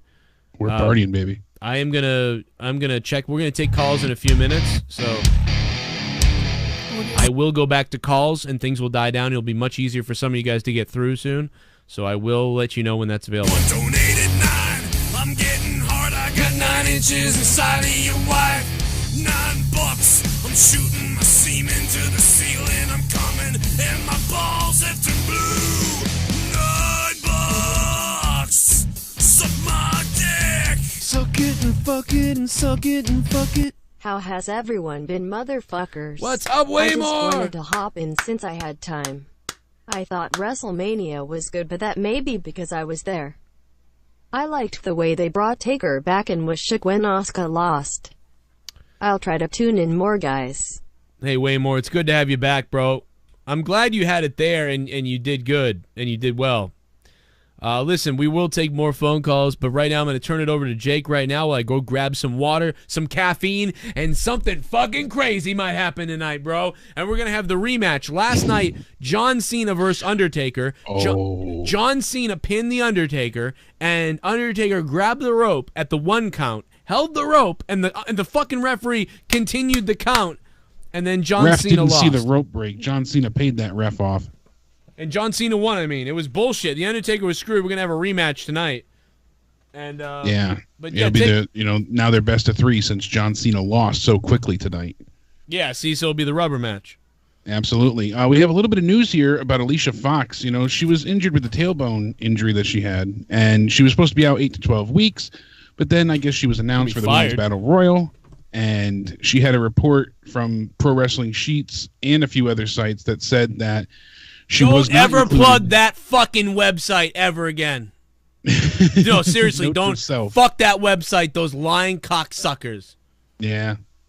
I believe you had aired that before. Fuck. But she went ahead and she said that she was not in the Diva Battle Royal tonight because of her incident with Rousey's husband. It's bullshit. So the fact that they reported that isn't true. It's because she went ahead and she had her injury. So then, yet again, you're proving them wrong. And also, condolences to Shelton Benjamin. Just moments after performing tonight in the Andre the Giant Battle Royal, Shelton Benjamin revealed that his father passed away yesterday. So he wrestled tonight after, his father passed away yesterday. That's really upsetting to hear. So he dedicated his performance tonight to his father. And, our thoughts are with him. That's really upsetting and unfortunate to hear. So more strength to him to be able to go out there and get it done. But yeah, all in all, we got a message here from NXT NOI. He went ahead and he said, Vince called an audible during the Brock Lesnar versus Roman match. I could see it as well. I mean, possibly maybe something was decided last second. He was watching the way the crowd was reacting and just said, forget it. I'm not going to go through with it. But then again, they've done so much to get Roman over. They've tried so hard and thrown so many things, at the wall, and nothing stuck. No matter what they did, no matter how much they gave us, we resisted it. We stuck through, and I just cannot wrap my head around why Roman didn't win tonight. Why would they decide this? I'm baffled. I truly I can't understand the direction that they're heading in. No matter who they'll have Lesnar face, even if he just relinquishes the title tomorrow and pulls an Asuka and says there's no one left to beat me. Still, they wanted Roman to get over. They wanted him to go ahead and be the guy. They did everything they could by letting him, break the fourth wall and call out Brock and say that he was Vince's guy, even though that's further from the truth, since Vince's guy is saying this. And they go ahead and why would they not have him win the title? I can't understand this decision. And then he also said that breaking news from Seanzview, The Miz and his newborn daughter have issued a challenge to Braun Strowman and Nicholas for the tag titles. So that's pretty great. Yeah, I still can't just accept that. I was so excited to see who the mystery partner was. I was dead set that it was friggin' Dean Ambrose. I would have bet everything in the world that Dean would have came back, especially since a lot of people thought it was going to be Bray Wyatt. We saw him return earlier on in the night. It was kind of an anticlimactic return and a bit odd to see him turn face. It's refreshing that he's maybe going to do something new, hopefully, but yet again, I'm sure they'll screw it up with Bray. We'll see what happens now. But like Harry Bush, great name, just said, Brock's a champ for 372 days now. It barely gets defended. I don't care for him. I don't care for the matches he puts on. He ends up just phoning it in most times. He chooses not to deliver on these matches. And what do we get? Him and Braun should have been fantastic. It wasn't. Him and Samoa Joe. And on again, when Kane and Braun faced at the Royal Rumble. Not a great match. If Brock's not in the mood to fight, it's not going to happen. And these are the things I'm tired of. I want to see the champion on TV regularly, defending the belt. And Brock's not the guy for that. I know he's supposed to be this spectacle and this, special event that pops up, but to me it feels like he's a joke. I'm done with it. I wanted Roman to win tonight. I'm disappointed, and I hate myself for saying it, but that was the situation that we had. It's just, where do they go from here? Even if they have Lashley challenge him or Balor, I don't even think Balor is at a point now where he can go for, a U.S. title run. They've buried him into oblivion. Who else do they have that's someone at the caliber of Roman Reigns? John Cena's not going to go for it. Who else is there, Joe? There's no one really. I don't understand what they were doing. Yeah, I wasn't happy with it from the beginning. I am kind of happy that Roman lost. I think it's funny, but I think he should have won as a heel and became a heel, or something crazy should have happened tonight. Maybe it's going to happen tomorrow night, perhaps. But boy, this was fucking terrible. 203, what's up? Hi. How much longer do you think Brock Lesnar is going to hold the title? And if it's not Reigns, who do you think he's going to lose it to? Oh man, I don't know who could beat him. I mean, Braun's a teddy bear now. Roman lost. I mean, Braun's busy in the tag division, and there's no one else at the level of Roman really, and Roman just lost. Seth is the IC champion. Yeah, the answer is I don't know. I really don't. Who can? I mean, really, like. and then Layla 109 in the chat just said, who would Roman have faced if he won? That's a great point as well. This is the problem they have right now. Where do we go? And especially with him being a face, at least if he was a heel, maybe they could have brought in Daniel Bryan with the shakeup. When the shakeup actually happens, then we'll know more of the landscape. It's kind of hard to predict at this point, and especially since Backlash is featuring both brands. But that's an issue on itself because there's so many freaking belts that there's not going to be any undercard. Remember AJ Styles versus Lesnar? I liked that match. I would have rather had AJ Styles against Lesnar at some point. It wasn't an awful match. And I liked AJ Styles versus Roman. AJ Styles versus Roman was good. And at Survivor Series, I did enjoy AJ Styles versus Brock more than tonight what we got. I wasn't thrilled with it when I saw it then, but I would have taken that match over what we got tonight. Right. I still think they should have given us the Goldberg treatment. It should have been 5 minutes and under, throw everything they can at each other quickly, escalate it in under 30 seconds where you finisher after finisher and just end it. It was long enough as is. You didn't need to drag this on. They could have given other deserving matches more time. Yeah, I just thought this was very, like you said, lackluster is the word all night. Go to a couple more donations and then we'll go back to the phone calls again. WrestleMania, what did you guys think of WrestleMania tonight? If you guys like what we do here, feel free to leave us a like down below and stick the thumb up my ass if you'd like. You might have liked WrestleMania. You might have hated it. I'd love to hear from anybody. Your voice can be heard here. I'm not going to chastise you if you loved the show. I'll be confused myself. Shit bomb. But I'm not going to be upset. I really thought that Nicholas Catherine kid was a girl. I thought it was too. I think the kid was really a girl, but when Braun asked what is this boy's name, he was too scared to correct him, so he just said it was Nicholas. I was actually worried that he wasn't a plant because I was like, is this a girl or a boy? Sometimes little boys can look either way, you know what I mean? And there's no real definition at that age, so typically. Sometimes.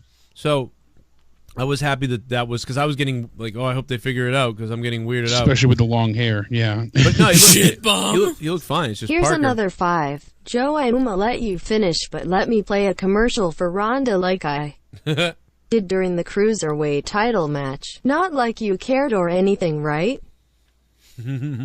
That's a very good point. I know it's the pre-show though, so I try and ignore that fact. It's still because it is me on off. YouTube, but it's still infuriating. It still pissed me off. Like on the network, maybe there shouldn't be a commercial, but on YouTube there could be. But that's too much weird for them, I guess. Yeah, that's two different feeds. Dude, I'm watching WrestleMania is playing again. Ronda Rousey looks like a fucking Terminator. Yeah, she was. People are saying she needs different, ring attire. That's perfect because that's what she wore basically in the UFC. So that's her outfit. I loved what she wore tonight. She looked like a fucking beast. You know what? I can't believe it. This match she's my favorite thing about Mania. I can't fucking believe it. Alexis Sweet I knew she was going to deliver. I did not. I thought I was worried. She even sold a shot into the post. Alexis Sweetass, the IC title match, Rousey. I enjoyed most of it. Sasha Bagley wasn't winning. Why not an NXT girl, Peyton, since she's coming up? Naomi had her moment. Yeah, Naomi had a good moment. Yay. 60 years ago, she would have been working for Moolah. I'll tell you that. Alexis, sweet ass, thank you for the donation. We got more of these coming. I wish it wasn't the whole bully thing. That ruined that angle for me a while ago. Yeah, I'm watching Rousey just chase Stephanie around the ring like a freaking bull, and she was, just threw her into the barricade. It's so incredible. Yeah, Alec, NY, as I said, NXT NY said before, he said, have Brock abandon the title the same way Dolph Ziggler did, and then hold the tournament for the Universal Championship. Have either Finn, Braun, or Samoa win. Samoa Joe. He said, I think Vince is also positioning Braun Strowman to take Roman's spot. Think about it. The guy won the tag titles with a kid, very Cena-esque.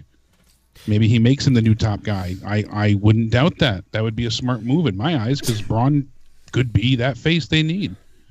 Yeah, maybe, but I mean, I don't know. It just doesn't work with the like. He doesn't quite get there either. He's pretty damn good, but he doesn't quite get there. Like, it's not Hulk Hogan, I mean, unless they're gonna change something about him. Jeffrey, thanks for subbing. How about I mean, I would think Heyman could turn on Lesnar still, and I mean, Heyman reasoning could be like, think about it. Brock Lesnar fought once every 4 months. I get paid every time Brock Lesnar fights. Roman Reigns will fight every week, and I'll get paid every time Roman Reigns fights. I'll make more money with a younger, blah, blah. But now Heyman turning on Lesnar makes no sense, because Roman can never win. Roman isn't winning. You know what I mean? Like, they've already ruined Roman. It's so, like, what are they doing with Roman? Why? Why is this guy here? They spent so long trying to do everything they could to get him over. For what? They make to have no him lose, sense. Bleed and lose. They literally make no sense. Would I have been mad if Roman was won the belt? Yes. I would have been upset seeing Roman as the champion. But I would have been upset if Brock won. It didn't matter. But the point was, I thought you were at least going to make Roman win and then become heel or something like that. And then I thought he was going to become heel years ago, and then years before that, and years before that, it didn't happen. So we're just here in limbo still with this fucking guy that bores the fuck out of me at this point. Alexis Sweetass, thank you. Brock being champ is fucking boring and old. I agree. Who's going to beat him? He beats everyone. Are you going to get your build-up to Cena and Undertaker too? I don't care. I'm so bored right now with WWE. It's out of my mind. If this wasn't my job, and I didn't rely on this show to take care of my kids and my family, there ain't a shot in hell I'd watch this shit right now. There ain't a fucking hope in hell. Rhonda Cheeks says this was the ultimate sympathy card to get Roman over. All that blood. Vince is a genius. Japan wrestle, can't promo, rest in peace. I don't know what that meant, but I think you mean Japanese wrestlers can't promo, like they can't deliver promos. Yeah, that's true. I mean, except for when Asuka says, she was ready for Asuka. Yeah, the language barrier is harsh on them. She doesn't need to say anything there. She shouldn't have gone anywhere near a microphone. Why would you have somebody like that say that in the ring at the end? Just have her fucking hug her and walk on. And, man, this was just, I want to fucking punch someone in the back. Like in the back of that truck or in the, I want to go into Gorilla and take a fucking dump right on the floor in Gorilla. Hey, smell that. I think Gorilla Monsoon just came back to life. Hey, Peyton Royce, thanks for the 316. Billy Kay was not in the Battle Royal. Unless I missed it, WrestleMania will be way better when Triple H takes over.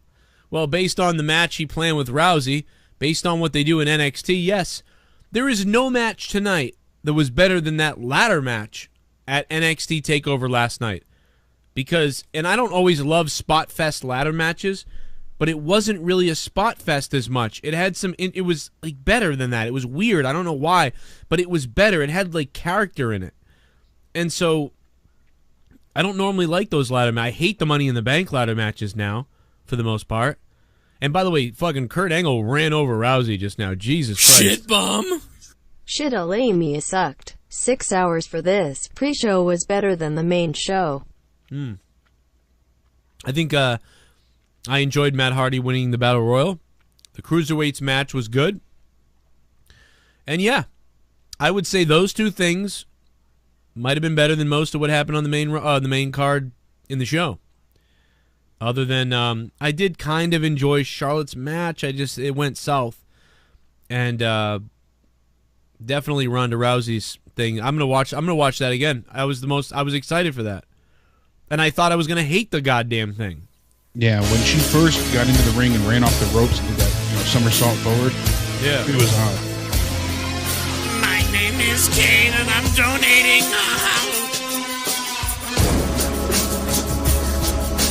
Most interesting thing was the CGI during the entrances. Seriously, could have easily squeezed me into the bar's entrance. Better give me Bray and Matt versus Braun and Nicholas at Greatest Royal Rumble.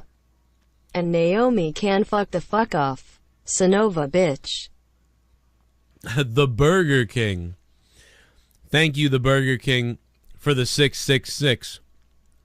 I did like the entrance, the sort of 3D entrance with the digital stuff on top of the actual stuff. That was cool. Pyro was back. And that's about all I could say about that. ShiBUM. Joe Cronin, just so you know, I wasn't at the show. I was at a friend's house and I enjoyed Takeover more. Still, I just thought, in my opinions, I expected it to be worse. Call me crazy for now on. I honestly don't care. That's okay, man. I got you. I would have had more fun if I was drinking and watching it with friends. I can say that. Bry Guy, what's up, Bry? Thank you for the $5 again, man. You didn't have to donate again to tell me that. In fact, you know what? Bry Guy, I hope you had fun at WrestleMania. I'm just going to keep saying he was at WrestleMania, so he keeps donating to try to correct me every single time. Because it's, I don't know, we could use the money. Yeah, so let's take more phone calls. Matthew is on the phone. Let me see if I can get him in here. Matthew, what's up, Matt? Oh, man, what a shit show tonight. Fucking horse shit.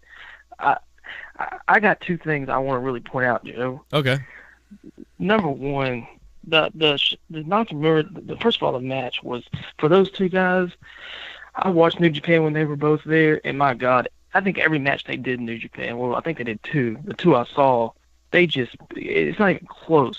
This match tonight sucked balls, but it felt like the ring was closing. Didn't it feel like the ring was closing in on them, as opposed to in New Japan where it seems like the ring can't contain them? Yes, and not only that, it did, and not only that, Joe, it's like they felt. It just felt like they wanted. You could look in their faces and kind of see they wanted to do more, but it's like somebody was like pretty much hampered them backstage. You know, you got to make time or something to that, because you can't overdo it, because you can't oversell yourself so that Roman looks like shit. Exactly. And it's sad that we always come to that assumption that it's because of Roman, but why would they not let them go out there and give it their all? What's the reasoning for it? Because we've seen them literally face each other and deliver amazing matches. Exactly, and we know they're capable of it. Yes, but I'm gonna say this, Jake, on the heel turn. The only way that's going to work, because Nakamura is still loved. You know, people are still going to cheer him when he comes out. You know, I think the only way that heel turn works is he's got to come out Tuesday night, and he's got to fucking just kick the shit out of Daniel Bryan. Daniel Bryan's got to confront him, and he's going to have to beat the living fuck out of Daniel Bryan. I mean, the backstage, I'm talking about fucking goddamn Al Snow, fucking Road Dogg, hardcore title style in 98. Just beat the fuck out of him. That's a guaranteed way to get heat, is just attack Daniel Bryan at this point. I'm actually tweeting this out right now, and I don't know if it's an injury. I don't know if it's something else. If it's an injury and you came back and said, well, you know, some people weren't 100%, then I would say, oh, okay, well, I got you there. Then that makes sense. But I just tweeted this out. I legitimately asked the question. Tell me honestly, who in WWE would not let AJ Styles and Shinsuke have a good match? Who did not allow this? Please tell me, I will go off. Because somebody wouldn't let them have a match. And it's got to be the answer. Because Shinsuke's had a great match in NXT. Shinsuke's had amazing matches in New Japan. Shinsuke and AJ have had amazing matches in New Japan. But tonight, I don't get what we saw anywhere. I don't either, Joe. And the thing about it is that, you know, you watch Super Card of Honor, you watch NXT, you know, this weekend just alone. I mean, it's like, you know, they just feel more free in the ring. They feel more loose. They feel like you can tell that the people backstage are behind them and able, and go out there and do what you want to do. Go out there and, you know, really captivate the audience. and I could just feel the crowd just going down and down and down, and it never got brought back up. And it's like by the end of the match, when the heel turn happened, everybody was like, "What the fuck," you know? And they were kind of pissed by it. So it was like bad heat, you know. And the next thing I want to say is I know everybody shits on the Alexa Nia match, but I'm gonna tell you this: Alexa is a good chicken shit heel. I do think she is. I think that her facial expressions and her mannerisms, she's really good. Yeah. But it's just the thing about that was that with the whole message, I mean, I understand it, blah, blah, blah, but that's not where you do that at WrestleMania. That fucking shit should have been just straight up. I'll be honest with you, that match, honestly, I think should have been Bayley and Sasha from the get-go. That should have been Bayley and Sasha. You know something, though? I got to tell you, you know what? It doesn't matter. Because we had AJ Styles and Shinsuke, and they weren't even allowed to do the right thing. So it wouldn't have even mattered. They would have had a not Bayley and Sasha match. They would have had a blah match. So it doesn't matter. And if anything, Alexa and Nia at least had one of the more sensical stories tonight. Even though I didn't even enjoy it, they sort of had a background to it. Yeah, and they did. And I mean, Joe, and and I think probably Jake will agree with this. Like, we all love the Attitude Era, you know, and we all love, because we were around then, we watched then, and we loved the Attitude Era. We loved the storylines and all that, and how intense the storylines were. They built up for every pay-per-view just intensely. You couldn't wait. And I love a good storyline, but it's just, I just feel like these modern wrestlers, they can't act. They can't sell a storyline, most of them. 90% of them can't. Because they're thinking about the lines too much. I'll tell you why. They're thinking about their lines too much. There's too many lines, too many words to say. They plan too much stuff out. And what happens when you do that is your character gets lost. When you're allowed with bullet points and you're allowed to go out there and improvise, you're way more carefree, and it's much easier to perform when you're a wrestler. It is very hard to remember these lines, and all these planning and these spots and things like that. And they lose character. Yeah, Steve Austin talked about this recently on a podcast. Stone Cold, he was absolutely right. These guys are losing character because of what they're doing, and the writing is terrible. Nobody has a very good character. I can't even believe it. And the answer isn't a bunch of indie spots. The answer is to take what NXT does and try to add more better storylines on top of it. Really good storylines, and then do what NXT does. That is exciting. What WWE did here tonight, I mean, Ronda Rousey and Triple H's matches was great because that match told a great story and seemed legitimate. It seemed like a pretty decent, classic wrestling thing that I thought would have been the third or fourth or fifth best thing tonight, even after I saw it. And it ended up being one of the better things of the night. I'm shocked. I'm too, and and I want to point somebody out because I think he deserves fucking credit. I'm gonna tell you who that is, and not from tonight, but from last night, and that's Adam fucking Cole. He delivers in everything he fucking does. He makes you believe what he's saying to you. He looks in the camera, and that's another thing that pisses me off, Joe. I don't know if you remember back in the day, dude. Like, I always bring up the Attitude Era and stuff, but even before that, wrestlers looked in the camera and talked to the fucking audience when they gave promos. They didn't look at who the fuck the girl is standing next to them. They looked in the fucking camera to let you know what's going on in their mind. I feel that's a lost art. I just and Adam Cole does that shit, and he's great. Velveteen's great, and all these, I don't know, man. It's just Thanks for taking my call, man. I'll let you get back to what you're doing, but I just want to make my point on that. No, I think you're right, 100%. It's that's one of the things that I liked about NXT the other night was I felt like I could feel Ricochet. I could feel his excitement. He looked like he was a big deal, even if you didn't know who Ricochet was. You were like, who is this guy? He just seems like he's really carrying himself very confident and very cool looking. What's he going to do? And then the moves he does. And then Adam Cole, is Adam Cole. And he seems like a classic heel and a believable guy. And then Velveteen Dream is this character that's just so charismatic and sort of unpredictable and very agile. Very interesting to see him in there. You had the two big guys in the match, and they're both dudes who move better than big guys should. And EC3 was in there, and he's got the new gimmick, and so that was cool. So you had all these sort of different Top talents. 1%. Yeah, and they just they did a great job. That match was so good for something that really shouldn't have much of a story because there's a bunch of different wrestlers involved in it, so you can't really tell a personal story like I went to your house and stole your wife or whatever. But you get a bunch of characters in there, and the characters, it seemed like a bunch of different characters were having a match, and then they had all these good moments, and that was better than anything that I thought that happened tonight. I keep going back to it.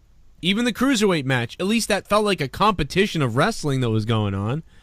I can't believe it. The Cruiserweight match was better than Shinsuke and AJ. Yeah. And it wasn't a total, kick out at 3 spot fest, It had enough merit to hold its own. Yeah, they sort of skipped that. It felt like the Cruiserweights, what they did was skip all the false finishes and just do a bunch of shit, and then there'll be an ending.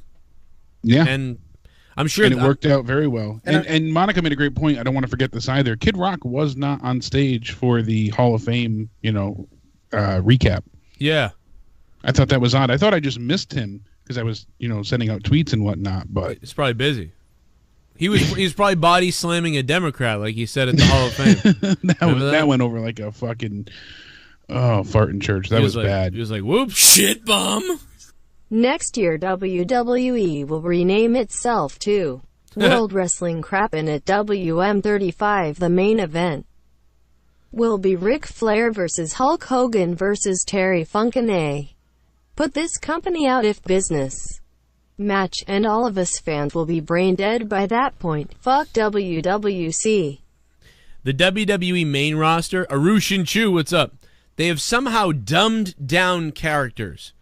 Bobby Roode seems pretty decent in NXT. He comes up to the main roster, he seems like garbage. They dumbed down everybody. I was at Mania. What made the event okay for me was the unpredictability of it. Yeah. I thought most fans would think that the unpredictability would do it for most. Most thought Lesnar, AJ, and Charlotte would lose. However, Beach Ball Mania was better. Lol. Beach Ball Mania, thanks for the $5. I agreed too. I thought all those things were going to happen. But the problem is I didn't care who won between Roman and Brock. I had hoped for a bigger story to develop. That didn't happen. It sort of happened in the AJ Nakamura match, shit bum, which was terrible. Last one for the night. Still love you, Joe. Oh, I love you, Bry Guy. Thank you guys for donating tonight and keeping the show going. I hope you guys go subscribe to my real channel, my other channel, youtube.com/Joe Cronin Show. And make sure you guys sub to this one and click the bells for everything, because we're going to be going live on this channel until July 2nd. Although we may also go live from Corrupted when that strike is lifted on the 18th of April. And so we definitely need your support. Thank you for that. And patrons, if you can become a patron, check out my Patreon page. That way, if YouTube takes me down everywhere, you can still find me. Back at WrestleMania 3, Vince told Steamboat and Macho Man to not overshadow Hogan and Andre. They said fuck you and had the greatest match of all time. Too bad Styles and Shinsuke didn't have the cojones to do the same. Tom is Mop, thanks for the $5. That's a great point. He told them not to overshadow Hogan. And imagine if they didn't. Because I never understood it. Because the Hogan-Andre thing was fucking awesome. And Macho Man versus Ricky the Dragon Steamboat was fucking awesome. And they were both awesome for 2 different reasons. And tonight, I will never give a shit about Roman versus Brock Lesnar. And now I will never give a shit about Shinsuke versus AJ. But I'm going to end up saying that Ronda Rousey's match was pretty good. That's fucking pathetic. And we know that Vince does this. There's every example after another of this. And I wasn't happening. reporting it as fact. It's simply an opinion here, but it certainly seems that way. There's enough evidence for us to say Vince has done it before. It's not past the realm of believability that he would say, "Hey, go out there and kill it," but not too much. Even with Roman losing, it could still be the fact that he wants their match to look good. 5 F5s to kick out of, and different table spots and all the spears and the blood. He wanted that match to be the true main event. Listen, I gotta certainly seemed that way. I gotta watch the Shinsuke AJ match again, but I don't think it was necessarily the dead crowd, because I know the crowd was kind of dying at that point. Because did Shinsuke and AJ do anything outside the ring at all? I think they just stayed in the ring. I don't remember I kind of liked the ending where Shinsuke was going to Kinshasa him, and then he grabbed him and then brought him up and Styles clashed him. I thought the ending, that ending was good. It's kind of like how, like, I thought Stone Cold versus HBK was a really good, I thought it was a good match at WrestleMania 14. I know that they don't like it, they didn't like it. I thought it was pretty good. But I was never crazy about the super kick. He grabs him, spins him around, then kicks him and stuns him. I always thought it could have been a different way.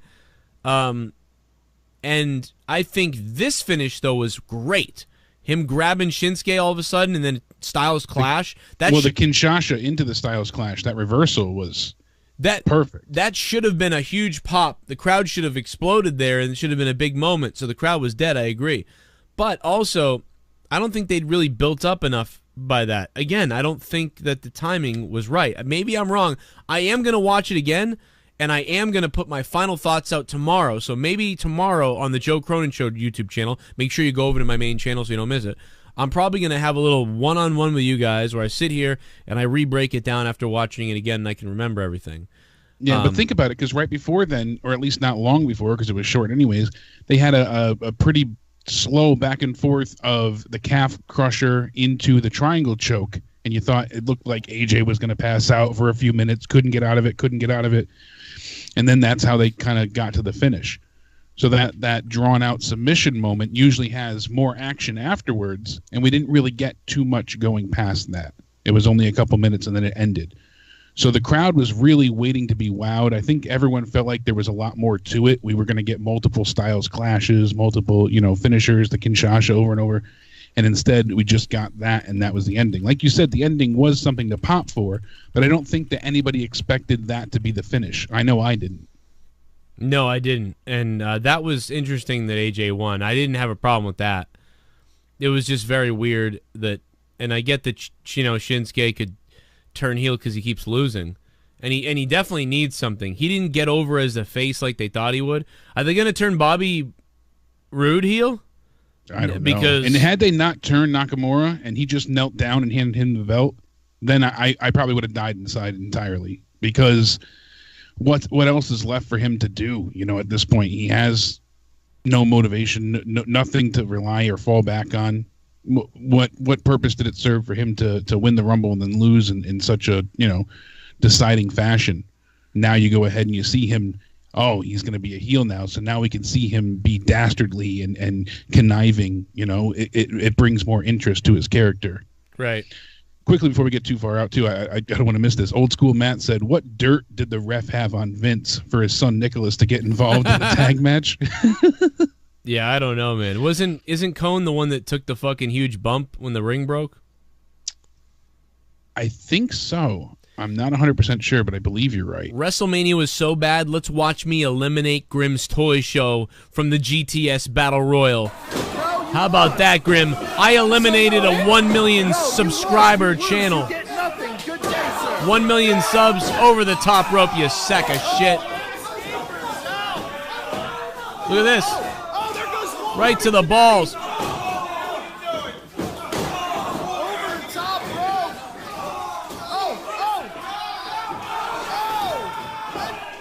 How about that? I got my Grimmomania moment, baby, when I eliminated Grimm's Toy Show. Take that, you son of a bitch. Take your 1 million subscribers and stick them up your ass. Sorry, I had to show that. Hey, you had to go there. I had to go there, man. I enjoyed throwing Grimm's fucking ass out of that Rumble. How about that? He was all like, "I'm gonna win it for my grandmother and my grandfather." Over the top rope, you fuck. You're and next. Was this before or after Ken screwed Ken? Oh, that was then later on Ken screwed Ken. Ken made a big mistake, and he went over the top rope. Ken got the stunner KO, as they call it. Well, he was asking for it. He said, "Ref, anywhere, any place, anytime." You want to see that again? I'll watch that again too. I'll watch all my triumphs. Okay, I need to see that. I will You know what watch. the funny part is? I had that same angle. It happened to me when I was the backyard wrestling champion. I went ahead and we set up the storyline just like that, and a friend of mine hit me in the back with a chair. And I wish I still had the tapes from that. It was so fun. You made a mistake. I want a shot. You want a shot? Well, do you understand that I'm the fat man that runs the brand? That I run GTS Wrestling every damn day of the week on my channel? I don't have time to fuck around for this. Listen, I'll put this thing up anytime, anywhere, any place. As long as there's a ref around. Well, there's a referee around, but here's the... I'll put this thing up anytime, anywhere, any place. As long as there's a ref around. I don't want your damn bell. I don't want your damn bell. But... See you later, bro. I don't want your damn belt.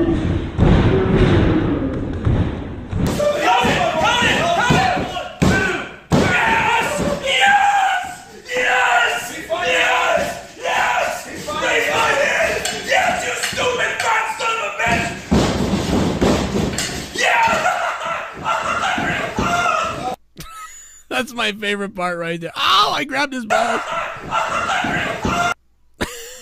Grim had no idea why I was grabbing his balls. I guarantee he was like, what the fuck? Is this what people in Boston do? They grab people's balls? Yes. Here it is in slow-mo.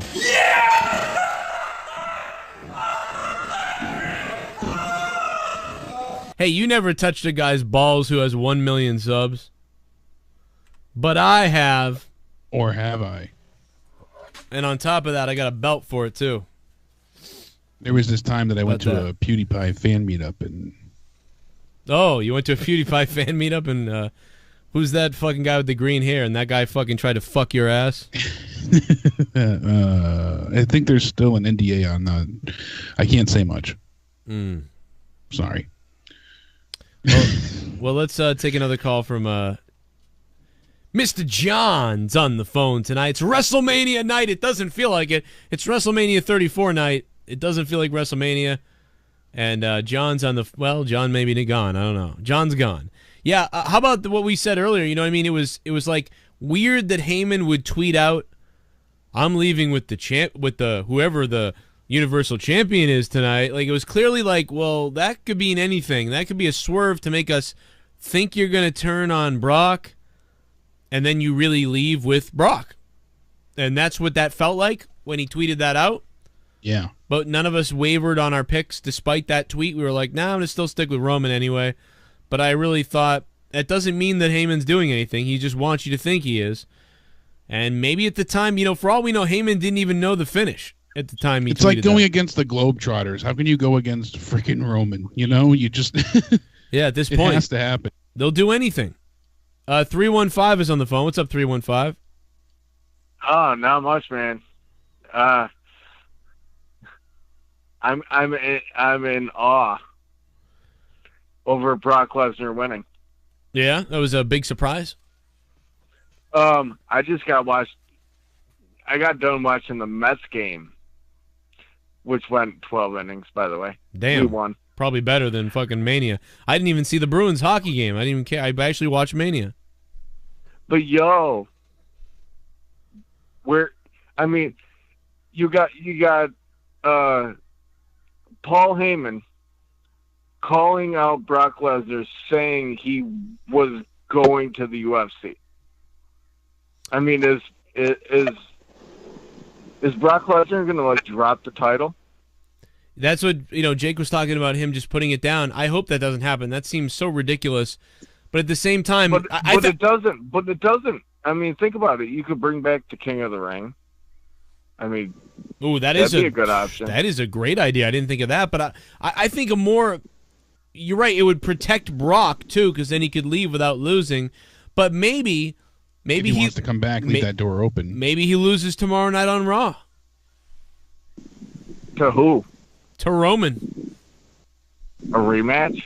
How do you get a rematch after your loss when you're the number one contender? I have no idea, but who knows with WWE at this point? I agree it's stupid. I don't like it, but doesn't it feel like something's got to happen tomorrow? This was fucking horrible. I don't think anything's going to happen tomorrow. I mean, we got The Undertaker 1. The Undertaker shouldn't have won. And not only did he win, he won in like a ridiculous fashion. Like I Goldberg fashion. I disagree. Like, on he my destroyed him. On my prediction show, I said the Undertaker was going to win, and I really thought he was going to win in sort of the way he did. And the reason is because he was so killed, he was so dead, it felt wrong with the way he left off. And so now they built the Undertaker back up again, and he'll lose again eventually to somebody. But my question for you is, does he get a push, and does he get a push to WrestleMania next year, where he'll finally lose? Undertaker, and that's going to I'm be sure the this end of wasn't it. his last, and he's going to be at the greatest Battle Royal coming up in Saudi Arabia at the end of the month. So, No, he's not, because he'll lose. You don't want to put him in a fucking he was place where originally he's gonna announced to be in the Battle Royal when they first announced it, the 50-man Battle Royal. They announced Daniel Bryan in there as well. Originally, the Undertaker was announced that he was going to go ahead. Originally, Royal, so. plans change. Like we learned tonight, plans change. Plans do change, but he is announced for the Battle Royal. I do think the Undertaker will probably now lose again to somebody else. You know, and he's not going to.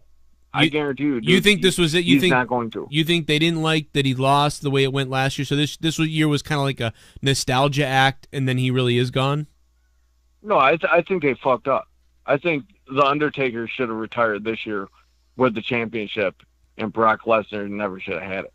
But so he's going to come back next year again? Yeah, they fucked up. Okay. You know what? He said SummerSlam last year, I do not want to be known as the guy that lives by WrestleMania. Yeah, it was Survivor Series, when he came back and told everybody on SmackDown. Survivor Series, he didn't want to be known as the guy Yeah, no, it's all good, but yeah. He said he was going to dig holes, bury souls, and WrestleMania no longer defined him. And nothing came of it, and we never saw him until now. Oh, yeah. Yeah, I remember what you're talking about. Yeah, Raw took him. Hey, John, what's up? Hello. Hello. Buenos noches. What's up? WrestleMania was okay for me. Yep. But what'd you like? What was that? What did you like? I didn't like the Universal Championship match. But what did you like? I like the IC title match was great, but it's lackluster. But it was lackluster. How did you like WrestleMania then? The Ronda Rousey match. So one match was good? Yep, and the IC championship. And the IC belt and the IC match was pretty good. Yes. Do you think that Raw after WrestleMania will be better than WrestleMania 2 to 4? I think it's a possibility, as dumb as Raw has been, that it's a possibility because of the crowd. Tomorrow night might be more fun than this night. I'm not even kidding. And that's terrible. But I think that's honestly the truth. I can't believe I'm saying that. But it might be true. But then again, they might kill the crowd just like last year they did. Elias, what's up, Elias? Yo. What's up, Elias? How you doing, man? Elias was there. Yeah. I was there for 7 long fucking hours. Give us a take of things we didn't see on the screen. Because Elias, what happened after Elias Roman lost? From Montreal to New Orleans. What was it like? Yeah, I'm so tired, but I'm gonna make it quick. Asuka losing was so bullshit. Like, why? She's been so good for 400 days and lose to Charlotte. What's next? I don't know. She's done. She's done now because now she's like Shinsuke with no character, and she's not even a heel. So fucking, she's done. And Taker winning in 2 minutes. We've been waiting 1 year for Taker, and he win in 2 minutes.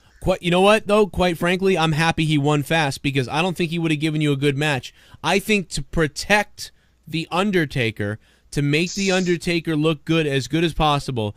They had him do a lot of shit within like 5 minutes, and they did the Goldberg-Lesnar match from last year. I didn't mind that. I think if he had been in like a dragging out match, it would have been boring. I honestly believe they made the right choice with The Undertaker. I know that everyone's shocked it was fast. I'm not. And immediately I said, oh my God, they're doing the Goldberg-Lesnar match from last year.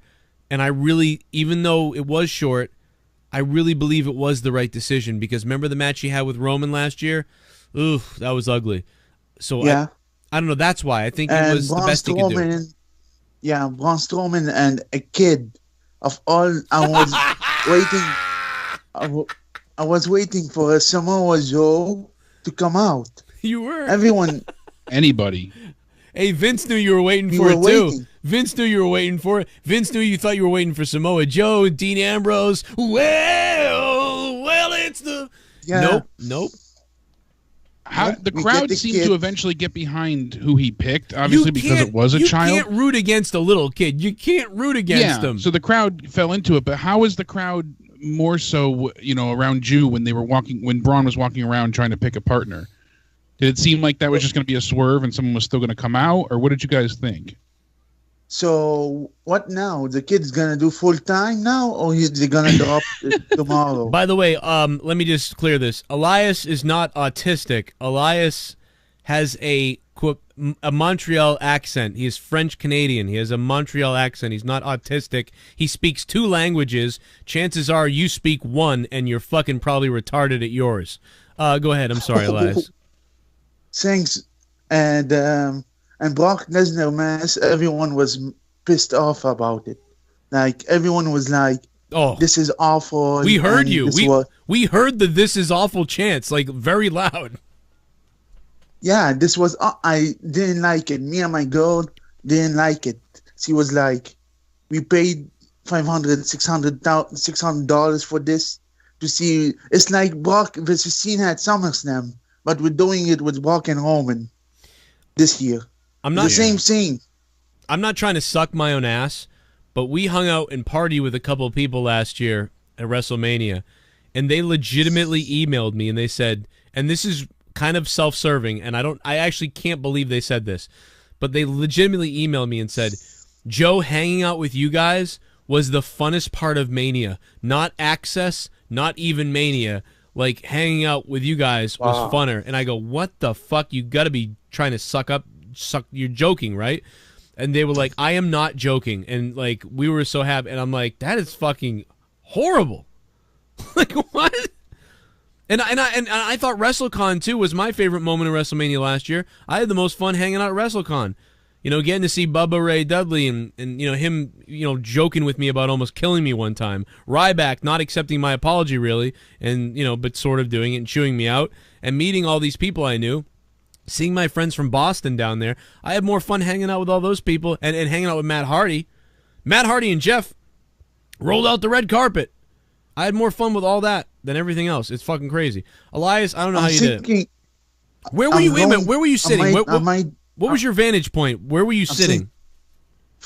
Up, like last before level. One before the last level. And up, way up, like too far from the ring. And we had to look at the screen the whole time. Wow, because so $500 gets you second to last level. Holy shit. Well, at least you didn't get shot. Yeah, and I'm going to Mania, New York next year. Maybe we could meet there. You got to go there. It's going to be way easier for you to get down there. I mean, I will see you at WrestleMania in New York next year. We're going to get a bar. We're going to rent a fucking thing. I don't know what we're going to do. We're going to have a party, though. Somehow we're going to have a party in New York. Drink. Oh, we're going to drink, yeah. We're going to get hammered. Thanks for allowing me to talk about Mania. Yeah, it's okay, man.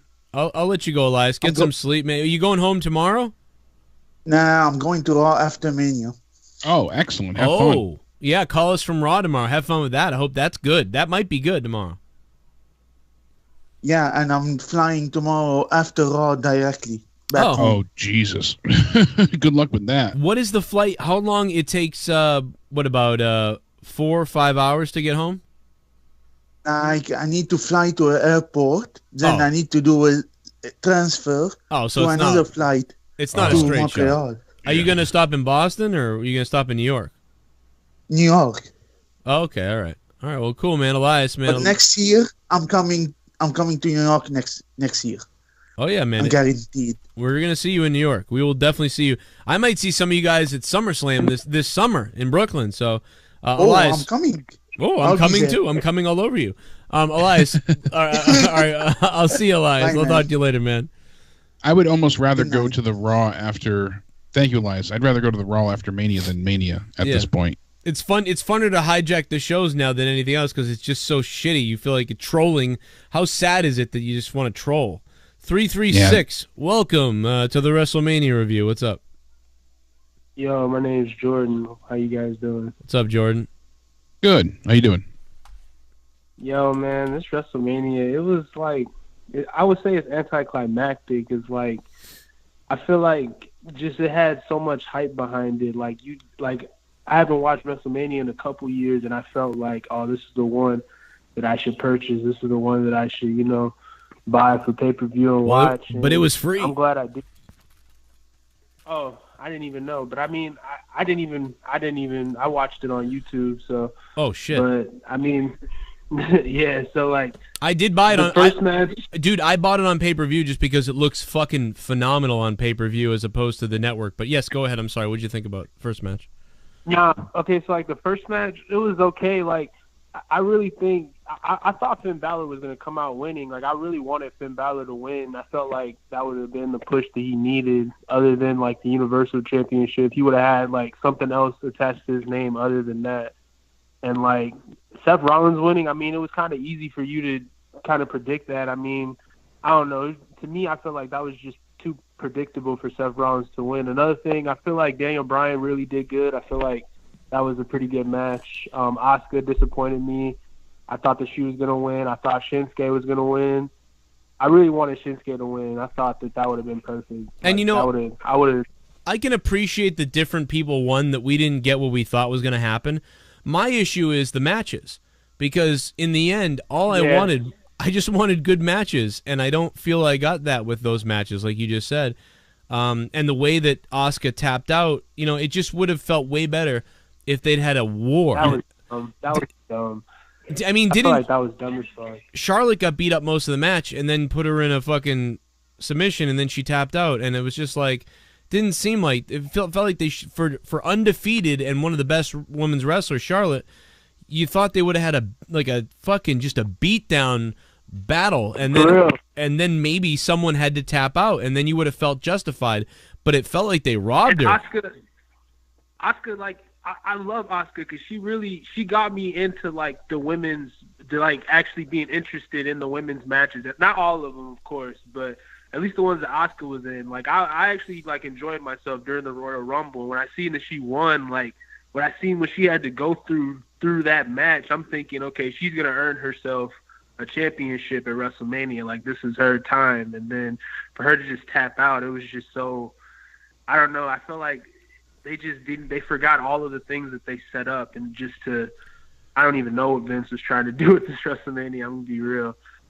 Yeah, somebody said, in the chat, somebody said, oh, McGregor tapped out. I'm like, yeah, well, McGregor tapped out, but but he also was a beast for fucking months before that. So, I mean, well, it's different from tapping out in UFC and then tapping out in something that's scripted, when you're supposed, like, these characters are meant to, like have an impact on us. It's purposeful. Like Conor McGregor, he does his thing, but like anybody can lose in UFC. Not like people have choices on who loses. They could have had they could have had Asuka pass out too. They could have done that. They could have done a whole bunch of other things. I mean, I feel like because I was watching earlier, I like what you said earlier. I like what you said about they should have had Asuka win, and then they should have just had her lose her belt like later on, probably like at the next pay-per-view, because I feel like that would have been a better story. Yeah, why not just, I don't understand that. Like, it's like, okay, make Asuka win, wow, and then all of a sudden she gives it back to Charlotte. They can go their separate ways. And it's like, let her have her WrestleMania moment. Like, I feel like they just screwed a lot of people out of their moments and just gave it to people that we've seen have their moments before. Like, And then I laughed earlier when Coach said that was Seth Rollins' best moment. Like, that shit was funny because no, it wasn't. That match was so predictable. I knew Seth Rollins was gonna win. My little brother even said it before, like, he even heard the match going on. He just heard everybody that was in the match and was like, "Oh, Seth Rollins is gonna win." What I will say about that is a lot of people thought Finn was gonna win. People thought Miz was. I thought a lot of people were divided on that match. But what I will say is, you know, Coach saying that, I mean, he has been saying some ridiculous stuff that just makes you don't know what he's saying. He's just saying who was shit. asking for Coach to come back? Like, what fans were asking for him to come back? I know I wasn't. He is maybe doing a better job than Booker T, but it's like, at least Booker T was so ridiculous that it was funny. But Coach is just saying, he's saying company man type of stuff, but he's a good guy. I talked to him on Twitter and he was cool what he said, but shout out to Coach if he's listening. But it's just company man stuff and it doesn't sound right. Jordan, I'm gonna let you go, man. Good shit. Good call. All right, thanks, man. Thank you, man. Good shit. One of the better callers of tonight. Let's hit up the donations. We'll see what's going on over there. Yeah. We got some subscriber alerts. New subscriber. Who subscribed? Who did it? Oh, Fire Prince 96 has subscribed. Imagine if I did that to every subscriber. People would unsub if that happened. Tommy NC wants to call in again. Why? Was he going to fart? Yeah, he said he wants to call back in. Yeah, well, I want you to jump. Now, Brendan, what's up? Brendan Brown, thank you for subbing to the channel. Thank you very much. Pour me a beer. In fact, I think I might go grab a beer in a minute because this is just fucking. God damn it. I'm trying to pull through on the news and see if I had any new updates. Yeah, Charlotte, if she's injured, I'd like to hear that, but we can't figure that out. People said in an interview afterwards she seemed okay. Dalla. Oh, that's even worse then. Breaking. Sup, Joe and Jake. Based on reactions, I guess I'm glad I was working during most of WrestleMania. Yes. I did get to watch a chunk of it during the replay, but not sure on my rating. Great review as always, Joe. Breaking Oz 96, thank you. Thanks, man, for supporting the show like you always do, Breaking Oz. I'm going to give it a 4 out of 10. That's what I'm giving it, a 4 out of 10. The Ronda Rousey match was one of my favorite things that happened tonight. I love Charlotte walking into the ring with that title, too. She looked I thought she looked beautiful, to be honest. Like, people make fun of her. Nigeria Prince, thank you for subbing. 815 is calling. What's up, 815? What's going on, Joe? First time caller. How you doing? Oh, baby. You know what I do when you first time caller? No, I'm just kidding. What's going on? What do you think of WrestleMania? All right, man. So there's probably only going to be like 3 things possibly that I remember from this by tomorrow. Me too. One of them, obviously, is the Undertaker match. You said you liked it a little bit earlier. I think the timing of it was all wrong. I think John Cena and Undertaker, that plane sailed. They missed that by about a couple of years. That should have happened before the streak was broken. It took away a lot for me just because of that reason. It basically was a nostalgia act.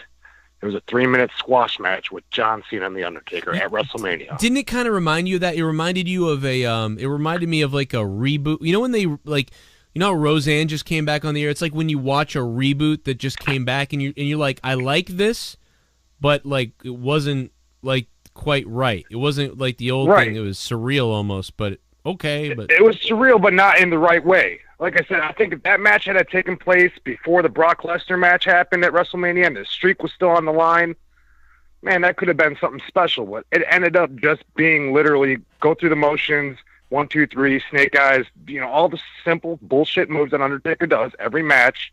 Let him do all that, make the people happy, end of the match, 3 minutes long. I mean, what is that? It is weird, but I can appreciate that they did it because I don't think they would have done it if it hadn't have been the way they did it here. But what I'll say is it was kind of like we got Cena versus Undertaker, but we didn't really get Cena versus Undertaker. Exactly. It was there in for show only. It wasn't anything special about it. It was just there. And you know what? Dude, our match, our 2K match, other than the screw job ending last night, Jake, I think the fucking match last night was building to be better than this one if it had a better finish. Minus the finish, it was much more exciting. And here's the only other thing I'm going to say actually about it, Joe. The whole match itself, you got Daniel Bryan, who has been off the show forever, neck injuries. We all know the whole history there. Finally gets cleared. I won't remember a goddamn thing about him even being at WrestleMania come next week. I enjoyed his Basaiku knee kick to Sami Zayn to end the match, and I probably won't watch that match again either. Yeah, I agree. It was more about the story, but in the end, it didn't matter too much. But it was a whole bunch of rushed bullshit just to get it on TV, and there was no thought put to it other than just let's put it out there and get it over with. I agree. I'm happy Daniel Bryan was back. I was cheering for him a little bit here. But I think also having him get beaten up before WrestleMania kind of took a little bit away because we haven't seen him take any bumps yet. In a weird way, it would have been cool if they cleared him and he said that he was going to wrestle at WrestleMania, or Daniel Bryan just said he was going to wrestle at WrestleMania, and the clearing stuff never happened. And then they started a storyline. Because remember this, I said this to Jake before. They should have done a storyline with Daniel where it came out that the WWE wouldn't clear him because they were afraid of what could happen. And they sort of did the Stone Cold injury thing. And they kept saying, you're not allowed to wrestle, Daniel. You won't be there. And then Daniel's like, I'm going to be there no matter what. And Shane didn't have a partner. And then, it turns out that Daniel was cleared. And, he comes out as a surprise at WrestleMania. That would have been way more interesting. But instead, we saw him get beat up. He can compete. They did the whole Now, there's a publicity mystery thing. partner. Yeah, that's the mystery partner. And then you just don't do what you did with Braun. And I even said that night on SmackDown, had they not told us that he had gotten cleared and he had just started attacking and getting beat down, that would have been a surprise. But to hold it off till Mania and have Shane be like, well, I need to find a partner, and then Bryan comes through the curtain. Oh, imagine the real ovation. People would not expecting it and just speculating somebody else would be his partner. But in the end, it was one of those returns. The only reason I knew it was WrestleMania was because it was a sign-up. It did not feel like WrestleMania. Here we are a couple hours removed from it, and I've already forgotten most of the show. I what does that say? I mean, there's a poll right now on ProWrestling.net, and it shows that the number one voted match of the night by the fans was Ronda Rousey. Number 2 was Charlotte versus Asuka. That's exactly how I'm marking mine. And number 3 was between the IC and Daniel Bryan. That's so funny. That's exactly about what I'm coming up with. How crazy is that? Everyone else felt the same way. Yeah. Or at least according to that website's poll. Yeah, these fans are usually, on the mark, pun intended. But that is wild, dude. And Nicholas becoming the tag champ beat a 15-year-old record with Rene Dupree being the youngest ever champion on WWE's main roster. Dupree won the tag team titles at age 19 in 2003. They hate him. They hate him, don't they? He's one of the lawsuit guys. So it makes sense to clear off another record. He won with La Resistance when they defeated RVD and Kane. Oh, my God, no. Nicholas is 10, so this is a record that will probably never be broken. Oh, my God, I'm dead. Dude, I am dead. Oh, my God, I'm so dead right now. That is so funny. It certainly is a bit shocking, too, and Filthy Banana made a great point, too, saying Roman can't be the face with Bryan back, and he feels like WWE did a hard reset tonight to start a new direction. Braun winning in such a fashion perfectly sets up, AOP coming up to take the belts in their own debut. That might be true. We could see something like that happen. And I just want to let you know that the number calling in with 360 is Scott Frame. He got a new phone number, and he's a patron trying to call in. So. Oh, what's up, Scotty? Yeah, I'll try to get you on, man. There's so many calls on the screen right now, but I will try to get you in. I'll call. We'll see. Yeah, but yeah, I mean, it certainly is a possibility that they did this with Braun, and with Bryan being back, they know that they can't have their pie and eat it too. So certainly feels that way because they've done everything possible to build him up, and then they didn't pull the trigger with Roman. It's very odd. We got what the hell? We got a bunch of people on the phone. I just hung up on somebody. 214, what's up? Hey, what's good, Joe? What's going on, man? Yo, you made a comment earlier. You said that this show would have been good if you're on drugs and you were drinking. Yep. Well, maybe. I can literally tell you that's false.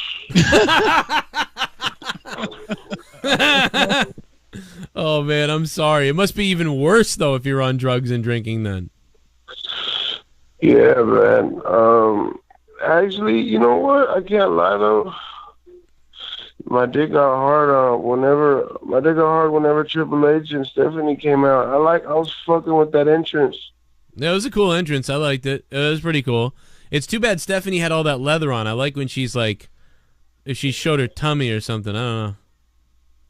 Speaking of tummy, dude, Nia Jax, what the fuck? Did it look like she had like a golden diaper on, or what the fuck, dude? Dude, I couldn't believe she was wearing like Stephanie's outfit, but for her size. It was from years ago. It was really weird. Dude, she ate all the catering is gone.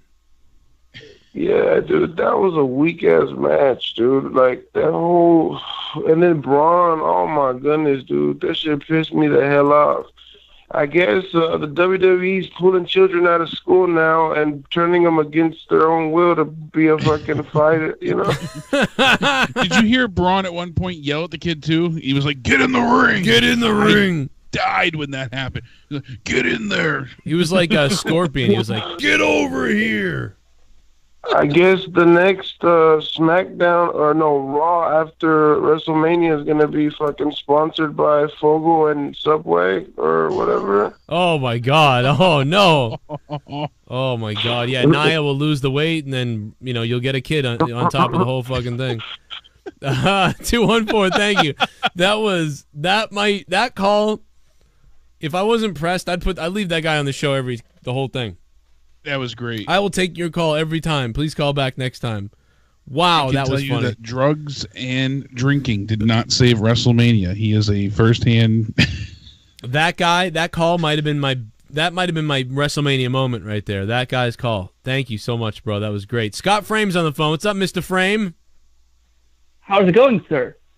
Oh, I'm doing okay. I'm pretty depressed right now from what we just saw, but whatever. Hey, buddy. Fuck you, buddy.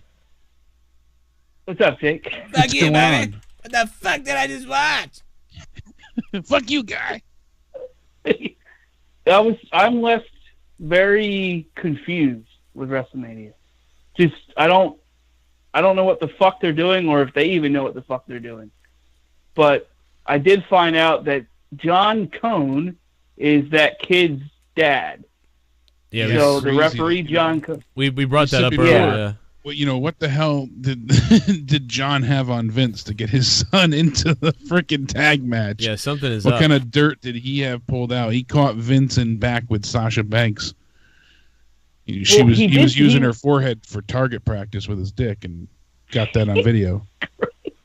He was the referee when Braun and Big Show destroyed the ring, and he took the bump out of the ring. So, I mean, maybe Vince is repaying him for taking that. I said that earlier. I said he was the one that took the bump. I thought the same thing. I'm like, Vince was like, anything you want, we owe you after that one. That was a great bump. Oh, yeah? Well, my kid wants to come in the ring. Vince is like, well, almost anything. He's like, no, seriously, my son wants to. No, he wants to get in the ring, Vince. Oh, I thought I'm sorry. After all the years of Pat Patterson, I thought something else. I thought you meant the kid dungeon ring. Is this kid going to get beat up or something? Like, I hope they so. Don't do that on TV. I hope Nicholas Kenny Omega style. I hope Nicholas gets put in a bulldog, you know? Well, Triple H did say yesterday that Tommaso Ciampa was going to do something next that we were not going to like. So maybe Ciampa beats up this kid now. Yeah, maybe. I think he's going to give him a reverse mohawk. That's my guess. And then we got two part-time champions. I don't understand what, like. I had a friend of mine here who we watch all the shows together. He's like, "What the fuck was that?" The tag belts are a joke. The tag belts are now a joke. If they weren't already. I'm referring to the whole show. Like the best. Yeah. The Adam Cole was the best. He was the MVP of the whole weekend to me. Personally. Yeah, dude. I mean, this was atrocious. Absolutely.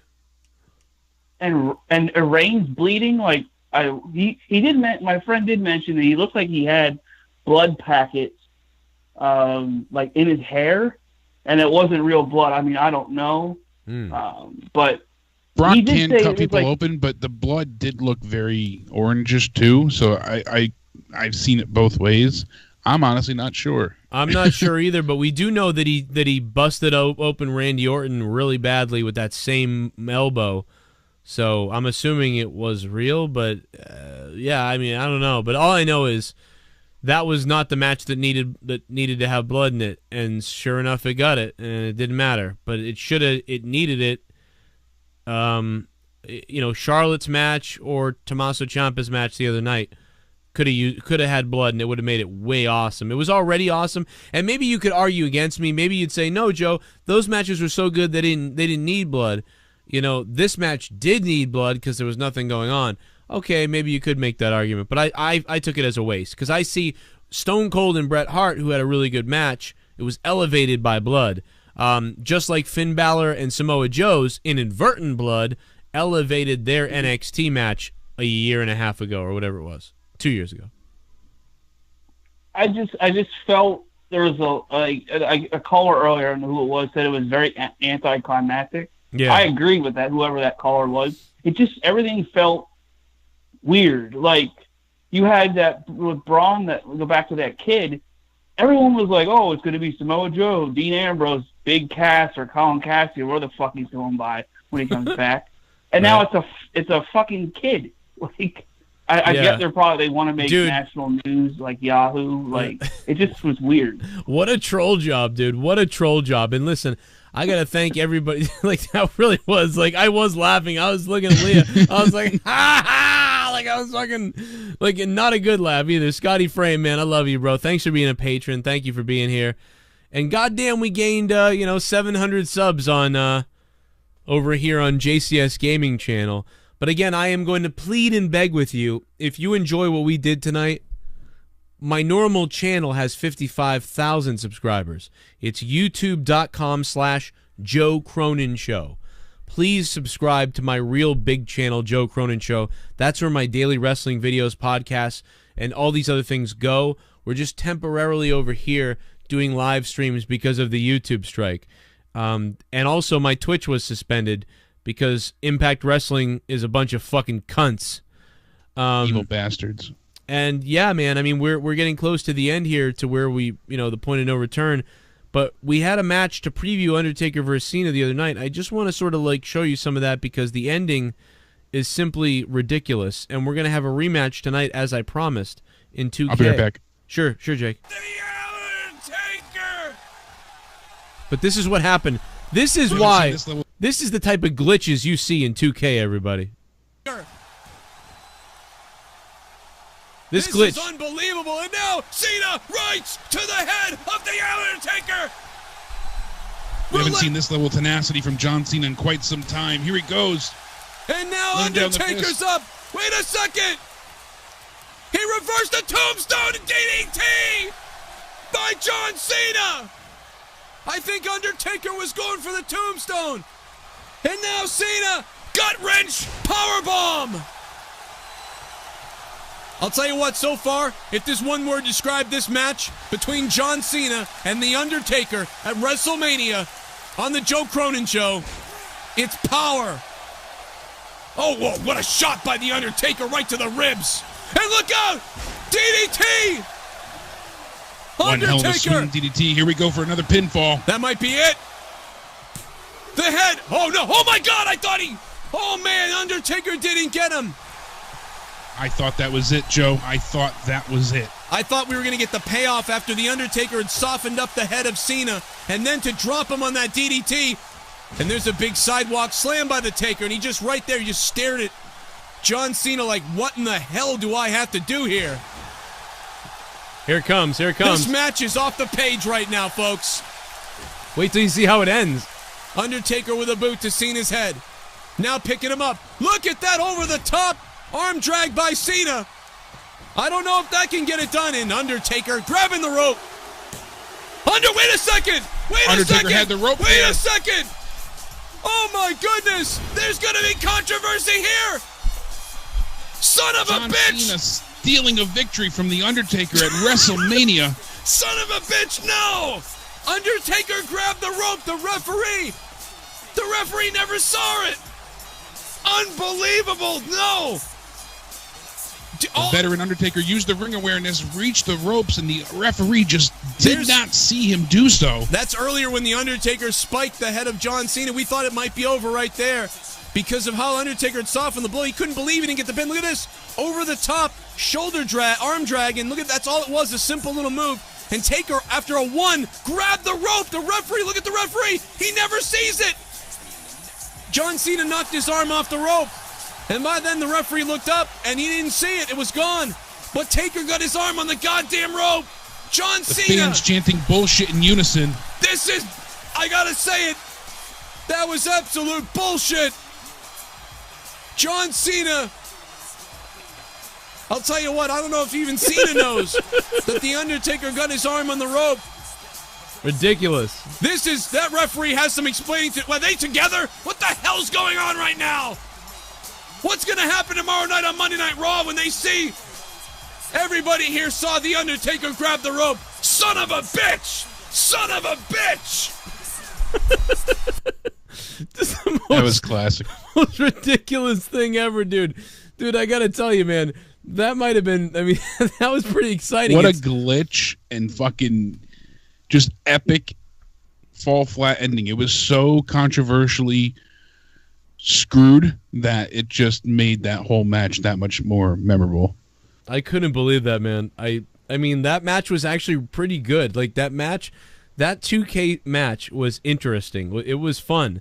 And then it ended that way. It was just fucked up. So, guys, right now, I'm promising you, we are now going to the rematch of The Undertaker versus John Cena. The rematch, I promised you, and Jake promised you last night. And listen, tomorrow night, I want to remind you, right here, we're going to be live for the Monday Night Raw review. And then we'll be live Tuesday for the SmackDown review. And then we'll be live Wednesday for Out of Nowhere, the podcast, live on YouTube.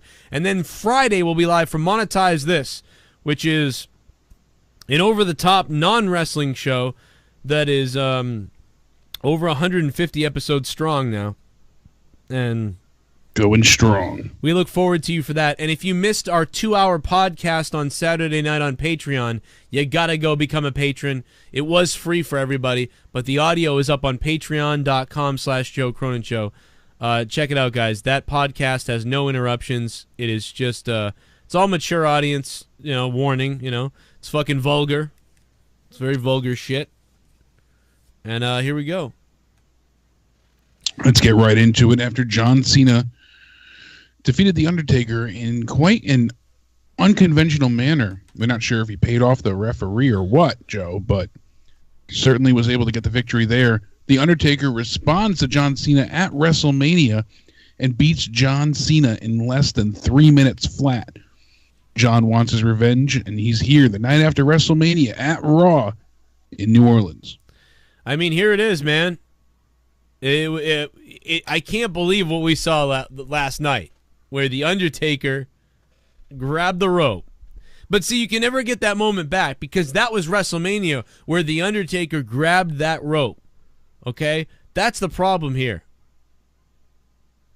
That is true. Undertaker grabbed that rope. Loss adds on to his record. The streak has already been broken, but that's another tick in his history. He gets a loss at WrestleMania. Holy shit, was that loud. He gets a loss at WrestleMania, and that referee can just keep going on. By the way, we're in Paris, France. If you can believe it, Jake. We apparently flew quite a long ways. We flew all the way across the entire ocean to bring you this match. This is crazy. No doubt about it tonight. The Undertaker is here. He accepted John Cena's rematch because he demanded it. Undertaker looking for vengeance after that screw job finish. This place is absolutely coming unglued for The Undertaker. These people saw what happened at WrestleMania when The Undertaker clearly grabbed the rope, yet the hand of the referee came down for the 3 count anyway, and John Cena got an illegitimate victory, in my opinion. Obviously, you saw it over over The Undertaker did John Cena, and it's absolutely ridiculous, but will it be rectified tonight as the dead man? His presence is felt all the way to the Eiffel Tower. Sorry, Joe, I was a bit distracted. The Undertaker's pyro singed off one of my eyebrows as the dead man makes his iconic entrance into the Paris arena. Well, you know something? I heard they've got great hospitals here in Paris. I'm sure you go down there and get some plastic surgery. You'll be just fine. Better than before.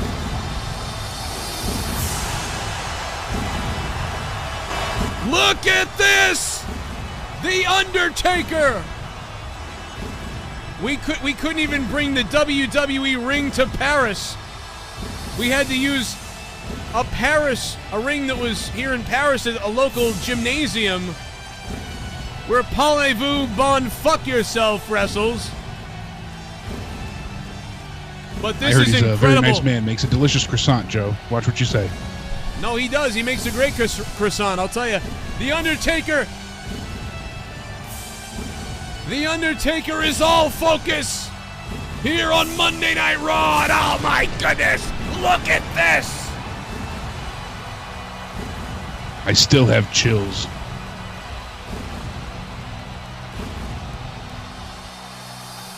The hair on the back of my neck may never sit down.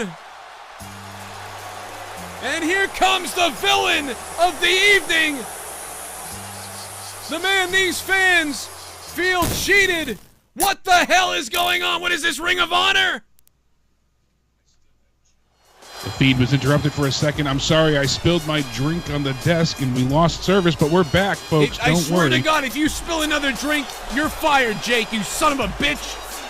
I'm sorry, Joe. I get extra thirsty, but we're back. Mr. Hustle, Loyalty, and Respect making his way to the ring at this point in time. Look at that cocky, arrogant smile he has. I love it. Oh, yeah, he's real proud of himself. John Cena's real proud of himself. He got an illegitimate victory over The Undertaker the other night when The Undertaker grabbed the rope, and John Cena, for some reason, still gets the victory. Illegitimate, Joe. Vince McMahon says whatever the referee calls is as it stands. John Cena got that victory fair and square. His shoulders were on the mat. 1, 2, 3. Well, I can understand that. I mean, obviously the referee made a mistake, you know, but it's just so frustrating when you see a legend like The Undertaker and he gets robbed out of a WrestleMania victory, or at least a WrestleMania loss that at least shouldn't have been there, it seems. Brewing another loss on that infamous record that he has. But these fans, some of them are cheering John Cena, many of them, though, are booing. And I gotta believe, you know, it's not necessarily John Cena's fault that the referee made a mistake the other night. And here we go. Different referee tonight. That was per The Undertaker's demand, not even request. Absolutely. They got rid of that honky motherfucker from last night. And Undertaker there with a backbreaker, I believe, on Cena. Now measuring with a double axe handle across the back. That's right. So good you thought it was once in a lifetime. We brought it to you twice. Undertaker squaring up John Cena, wasting no time to come after his opponent. And now, look at this. Big elbow right across the back. It looks like The Undertaker's targeting Cena's back. I'll tell you, since the beginning of this match now. And now Taker just ramming the head of Cena right into the buckle. Look out, John Cena! Ty Dillinger would be proud. 10 shots at the turnbuckle as this arena comes unglued. Oh, but John Cena making a reversal quick. Undertaker's livid, though. And now, that was a good reversal there by Cena, but there's a big snapmare by John The Cena. size 37 shoe of The Undertaker wasting no time to take Cena back down. And Cena, you can already see he's feeling that pain in the back, and now he gets another shot across the back. Undertaker off the rope. Again, he hooks the rope. What was Using that? a bit of psychology to take out the mind games of The Undertaker. Oh, look at that. Oh, I thought The Undertaker. Oh, man. Undertaker was going for the tombstone, and then Cena caught him and spiked the back of The Undertaker's head off the canvas. And now Taker reversed off the rope. Here he comes. Big clothesline by John Cena. Gotta love John Cena. He can wave to his adoring fans and still find time to knock the teeth out of The Undertaker, Joe. And now Undertaker, that fall-away slam, and now a kick right to the face. Undertaker's been like a man possessed today in Japan. Someone earlier said konnichiwa to him, and he punched him in the face. Oh, we're in Paris. I'm sorry. That's your fault, Jake. Sorry, I forgot to bring my pocket dictionary with us. Oh, wow. Look the at second that. rope. Once again, The Undertaker going for the back, and it was off the second rope with a sidewalk slam, a 2. Oh, so close for The Undertaker, who has absolutely been targeting John Cena's back since the very get-go of this match. He went to the second rope. We saw him deliver multiple sidewalk slams to John Cena the other day in that match. And today he goes to the second rope with it. And now again, there's another one. I believe that's the third sidewalk slam in that match. He goes ahead, gets back up. Undertaker wasting no time, catches his breath immediately. He looks fantastic. John Cena's got to be aware of this at this point, that obviously Undertaker is targeting his back, now wrenching the face, the head, the neck. And shoves him away there, steps right on the fingers of Cena. And now, again, now the submission maneuver. Look at this, the camel clutch.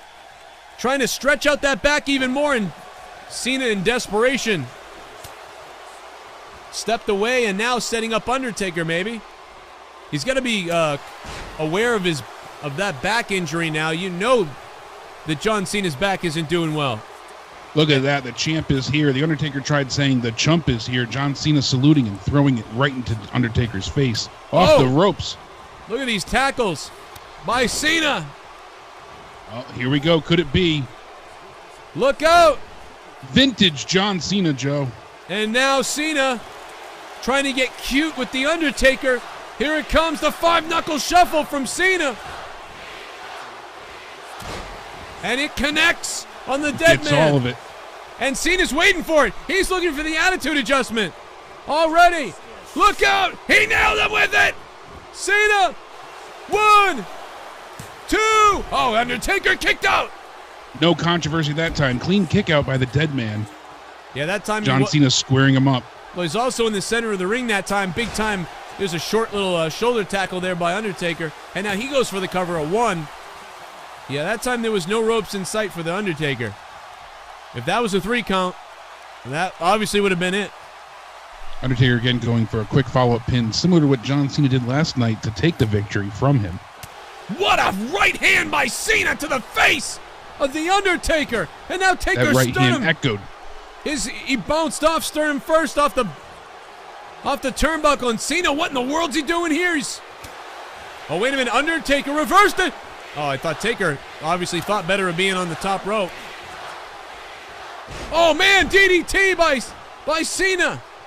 We must be in Bizarro World because the fans here are chanting for John Cena. The cover, 1 count. Well, we are in Bizarro World. It's Paris, France. They're pretty bizarre over here. They also smell bad. Oh, what an elbow again, there. The baguettes, they're just delicious. Oh, look out. Look out. Choke slam by The Undertaker. And this place is roaring now.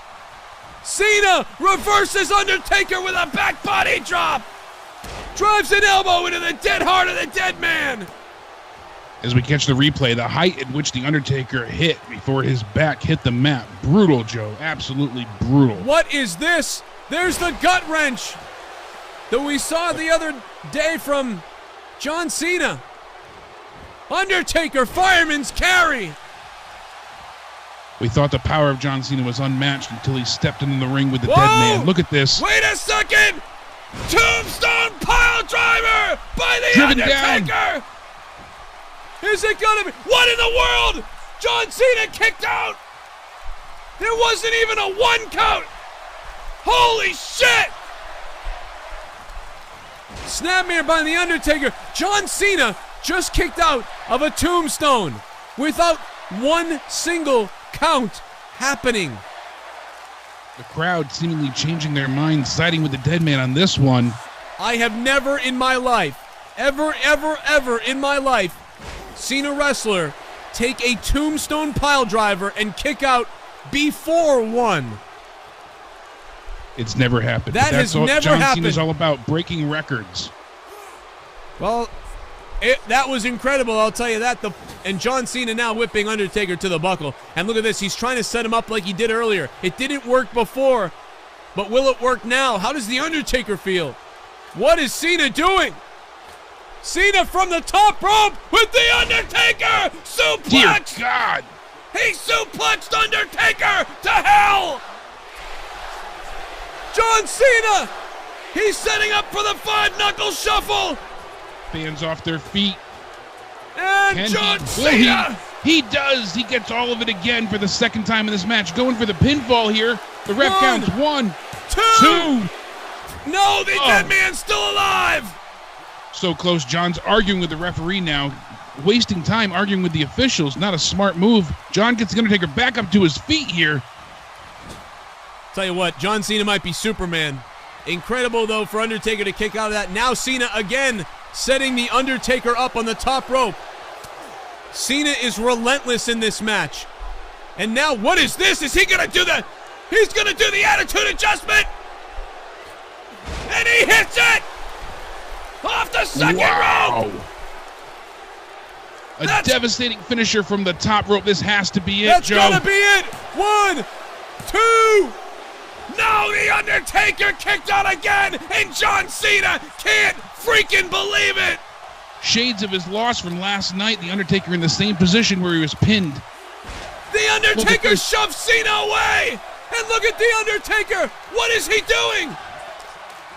The Undertaker is absolutely indestructible right now! Cena! The Undertaker, a man possessed.